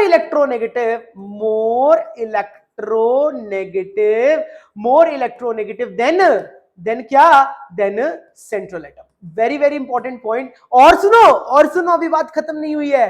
ये जो फ्लोरीन और ऑक्सीजन है ना, या इतने बदतमीज लोग हैं, इतने ज्यादा बदतमीज लोग हैं कि इन्होंने तो जाके जेनॉन तक को नहीं छोड़ा। अब याद करो, जेनॉन के तुम जितने भी कंपाउंड्स ऑब्जर्व करते हो, सारे के सारे जेनॉन के कंपाउंड्स देखो जरा। जेनॉन कंपाउंड्स की अगर मैं बात करता हूं, पूरी मस्त कहानी मैं सुनाऊंगा जेनॉन के कंपाउंड्स की, चाहे वो XeF4 हो, चाहे वो XeF6 हो, चाहे वो XeO2F2 हो, सारे के सारे में साइड एटम कौन लगा है? अरे ऑक्सीजन और फ्लोरीन तो लगा है, क्योंकि जेनॉन जो है अपनी d ऑर्बिटल को पार्टिसिपेट करवाना ही नहीं चाहता था बॉन्डिंग में, लेकिन ऑक्सीजन और फ्लोरीन ने जेनॉन की कनपट्टी पे रखी बंदूक। क्या नाम है बंदूक का? इलेक्ट्रोनेगेटिविटी। और उस बंदूक की वजह से जेनॉन के दिमाग पे बड़ा प्रेशर। क्या नाम है उस प्रेशर का? Effective nuclear charge. Because of that increase in effective nuclear charge, xenon ने अपने ऑर्बिटल्स को खींचा न्यूक्लियस के पास और उसको यूटिलाइज करवाया बॉन्ड फॉर्मेशन में, जिसकी वजह से जेनॉन के कंपाउंड्स पॉसिबल होने लगे। क्या आपको ये बात समझ में आई? This is the most important theory जो कि आपके लिए जाननी बहुत जरूरी थी, कि अब जब भी कभी देखो, this is for the first time कि सिडविक ने हमें ये बात एक्सप्लेन किया कि हाइपरवेलेंट स्पीशीज एग्जिस्ट कर भी रही हैं, तो क्यों कर रही हैं, उनके पीछे का स्टोरी क्या है। Am I clear to you? चलिए मुझे बता दीजिए फटाफट से, अगर किसी को कोई डाउट आ रहा है तो मुझे बताओ अपना डाउट, ताकि मैं आगे आपको बता पाऊं।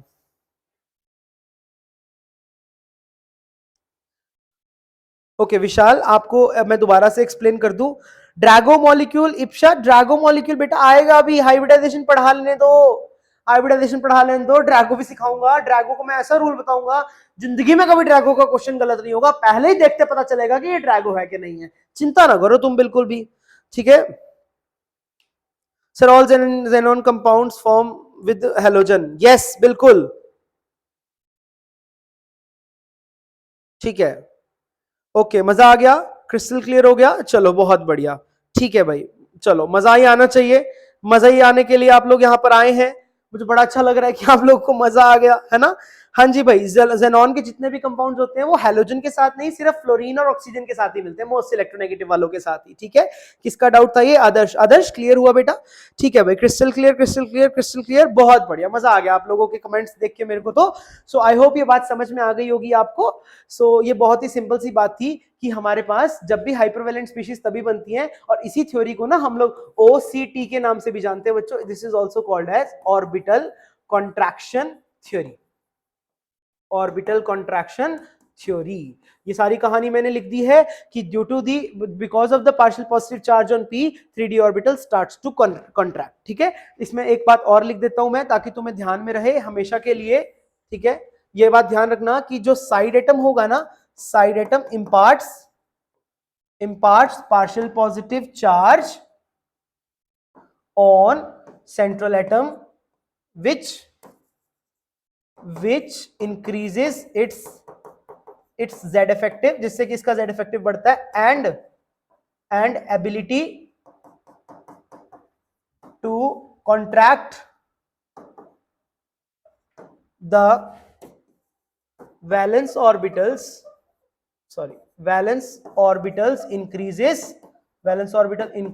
increase हो गई, and more orbitals are available for the bonding के लिए ज्यादा से ज्यादा ऑर्बिटल्स हमारे पास अवेलेबल हो जाएंगी। आई होप आपको ये बात समझ में आ गई होगी। बहुत ही आसान सा कॉन्सेप्ट था, ठीक है। आज के लिए मैंने इतना ही सोचा था, ज्यादा आपको पढ़ाना नहीं है। समरी तो आई थिंक समझ में आ गई आपको, ठीक है। थैंक यू भी लिख दिया मैंने, ठीक है। ओके जी, इसको हटाइए। समरी में आपको आई थिंक सारी बातें क्लियर होगी। समरी तो यही है बस, जो आज के हमारे टॉपिक्स थे। बस मेरी यही था कि आपको सारे के सारे टॉपिक्स क्लियर हो। ओके, सो आप लोग को देखो, जब आप इसको पढ़ेंगे तो हो सकता है आपको दोबारा से डाउट हो। सब क्रिस्टल क्लियर सर, आग लगा दी। ओहो, thank you so much sir. Book भी पढ़नी है क्या फॉर नेट? बिल्कुल, बुक्स मैं आपको बताऊंगा कौन सी पढ़नी है, बट अभी नहीं पढ़नी है आपको कोई भी बुक। जस्ट वेट, अभी मुझे थोड़ा सा और कंसेप्ट के अंदर डीपली घुस लेने दो। आज तो फर्स्ट लेक्चर था, कुछ भी नहीं था आज, मतलब मान के चलो ये कुछ भी नहीं था। अभी जब तुम आगे मेरे साथ पढ़ोगे, मतलब मैं तुमसे वादा करता हूँ कि तुम्हें मजा मैं दिलवा दूंगा, लेकिन सिर्फ मजा नहीं लेना है, हमें सीखना भी है। बस मैंने 2-3 बातें बोली हैं तुमको कि नोट्स अच्छे से पढ़ लेना, है ना। अभी डीपीपी इसको ना उठाइए, थोड़ा सा मेरे को पढ़ा लेने दो, 2-3 लेक्चर 4 लेक्चर्स ले लेने दो, उसके बाद आप डीपीपी इसको उठाएंगे तो आपको ज्यादा मजा आएगा, ठीक है जी। ओके जी, उसके बाद हाँ, बहुत चीजें फर्स्ट टाइम सुनी है, बिल्कुल पहली बार पढ़ोगे, बहुत मजा आएगा। देखो, ये बात सब जानते हैं कि हाइपरवेलेंट स्पीशीज क्या होती है, हर कोई बता देता है, लेकिन ये कोई नहीं बताता कि बनती कैसे है। ये कोई नहीं बताएगा कि साइड एटम और इलेक्ट्रोनेगेटिव होना चाहिए। ये कोई नहीं बताएगा कि साइड एटम की वजह से ही सेंट्रल एटम में पार्शियल पॉजिटिव चार्ज आ रहा है, जिसकी वजह से ऑर्बिटल्स खिंच के नीचे चली आ रही है। समझ में आया? तो ठीक है, आई थिंक आज के लिए बहुत है, हमारा टाइम भी हो गया। मतलब मेरा कहने का मतलब है कि देखो 15 मिनट पढ़े हैं, बट अगर मैं कोई भी नया टॉपिक शुरू करूंगा तो 15 मिनट में तो पूरा होने नहीं वाला है। एक बच्चे का बीच में डाउट था कि IF7 में सर 6 लिंकेज कैसे आ गई हैं, मैं वो ले लेता हूं ताकि वो बच्चा भी फील ना करे। देखो देखो बेटा, किसका था मुझे याद नहीं है, बट आप देख लो इसमें 6 किस तरीके से हो जाएंगी। देखो, आयोडीन के पास 7 वैलेंस इलेक्ट्रॉन होते हैं, 7 इलेक्ट्रॉन्स होते हैं। समझ आ गई बात? ठीक है, तो उसने क्या किया, 7 इलेक्ट्रॉन्स का यूटिलाइजेशन किस तरीके से किया कि एक बॉन्ड में, एक किसी भी बॉन्ड में, तो उसने क्या किया, प्रॉपर बॉन्ड बनाया, 2 सेंटर 2 इलेक्ट्रॉन बॉन्ड, और बाकी के जो 6 हैं, यानी कि जो बाकी के जो बचे हुए 6 इलेक्ट्रॉन इसके रह गए, वो सारे के सारे इसने यूज कर लिए सिंगलेट लिंकेज बनाने में। समझ में आया? ताकि टोटल इलेक्ट्रॉन 8 ही रह जाए। तो इसीलिए इसमें सिंगलेट लिंकेज कितनी आ गई, 6 आ गई। मैं बार बार बोल रहा हूं कि स्टूडेंट की थ्योरी गलत है, पर क्वेश्चन आया हुआ है, गेट में ही आया हुआ क्वेश्चन है कि बताओ इसमें कितनी सिंगलेट लिंकेजेस थी। तो अब आ गया है तो बताना तो पड़ेगा ही हमको, है ना।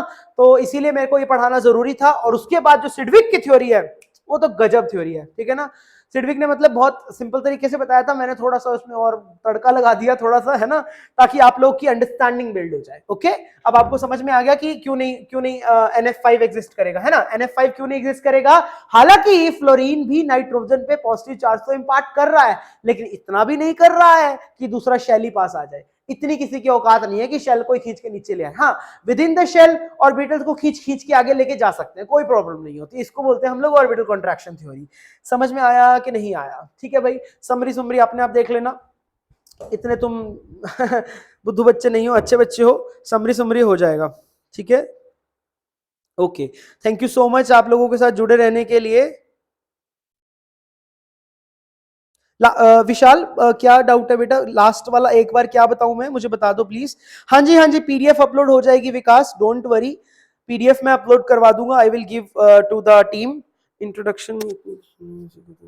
बिल्कुल तापसी, इंट्रोडक्शन ही अगर आपको अच्छी लगी तो मैं आपसे वादा करता हूँ नेक्स्ट लेक्चर तो आपको गजब लगेगा, मजा आ जाएगा। अगले लेक्चर में मैं आपको ओवरलैपिंग सिखाऊंगा, और मैं तुमसे वादा करता हूँ, देखो सब लोग तुम्हें सिखाएंगे सिग्मा पाई डेल्टा, मैं तुम्हें sigma pi delta mu phi सारी की सारी ओवरलैपिंग सिखाऊंगा। इसके अलावा कोई ओवरलैपिंग ही नहीं बचेगी। और ओवरलैपिंग से पहले देखो, मैं अज्यूम ही नहीं करके चलता कि तुम्हें एटॉमिक स्ट्रक्चर या पीरियोडिक प्रॉपर्टीज आती हैं। मैं खुद ही एटॉमिक ऑर्बिटल्स भी पढ़ाऊंगा, खुद नोडल प्लेन कितने होते हैं, एंगुलर नोड्स कितनी, रेडियल नोड्स कितनी, सारी चीजें मैं खुद ही बताऊंगा। मैंने अगर ओवरलैपिंग पढ़ानी है तो मेरे को एटॉमिक ऑर्बिटल्स चाहिए, तो एटॉमिक ऑर्बिटल्स का सारा ज्ञान मैं खुद दूंगा। मैं नहीं मान के चल रहा, क्योंकि देखो इंट्रोडक्शन है, सब कुछ ही नए सिरे से पढ़ रहे हैं, तो अच्छे से पढ़ेंगे, अच्छे से मेहनत करेंगे, और अपना इस बार वाला ही हम लोग जो भी तुम एग्जाम क्वालिफाई करना चाहते हो उसको क्वालिफाई करेंगे। ठीक है जी, आई थिंक डाउट्स तो क्लियर हो गए। प्लीज मुझे बता दो अगर किसी का कोई डाउट पेंडिंग है तो मुझे बता दो, क्योंकि ना मैं नहीं चाहता कि कोई बच्चा ऐसे विदाउट डाउट के साथ ऐसे लेक्चर से जाए, है ना। लेक्चर इज ओवर, आज के लिए मुझे इतना ही बताना था। नया टॉपिक मैं शुरू कर नहीं पाऊंगा, क्योंकि अगेन नया टॉपिक अगर मैंने शुरू किया तो फिर कोई पॉइंट नहीं है, वो पूरा नहीं हो पाएगा। ठीक है, मैं एंड स्ट्रीम कर दूं।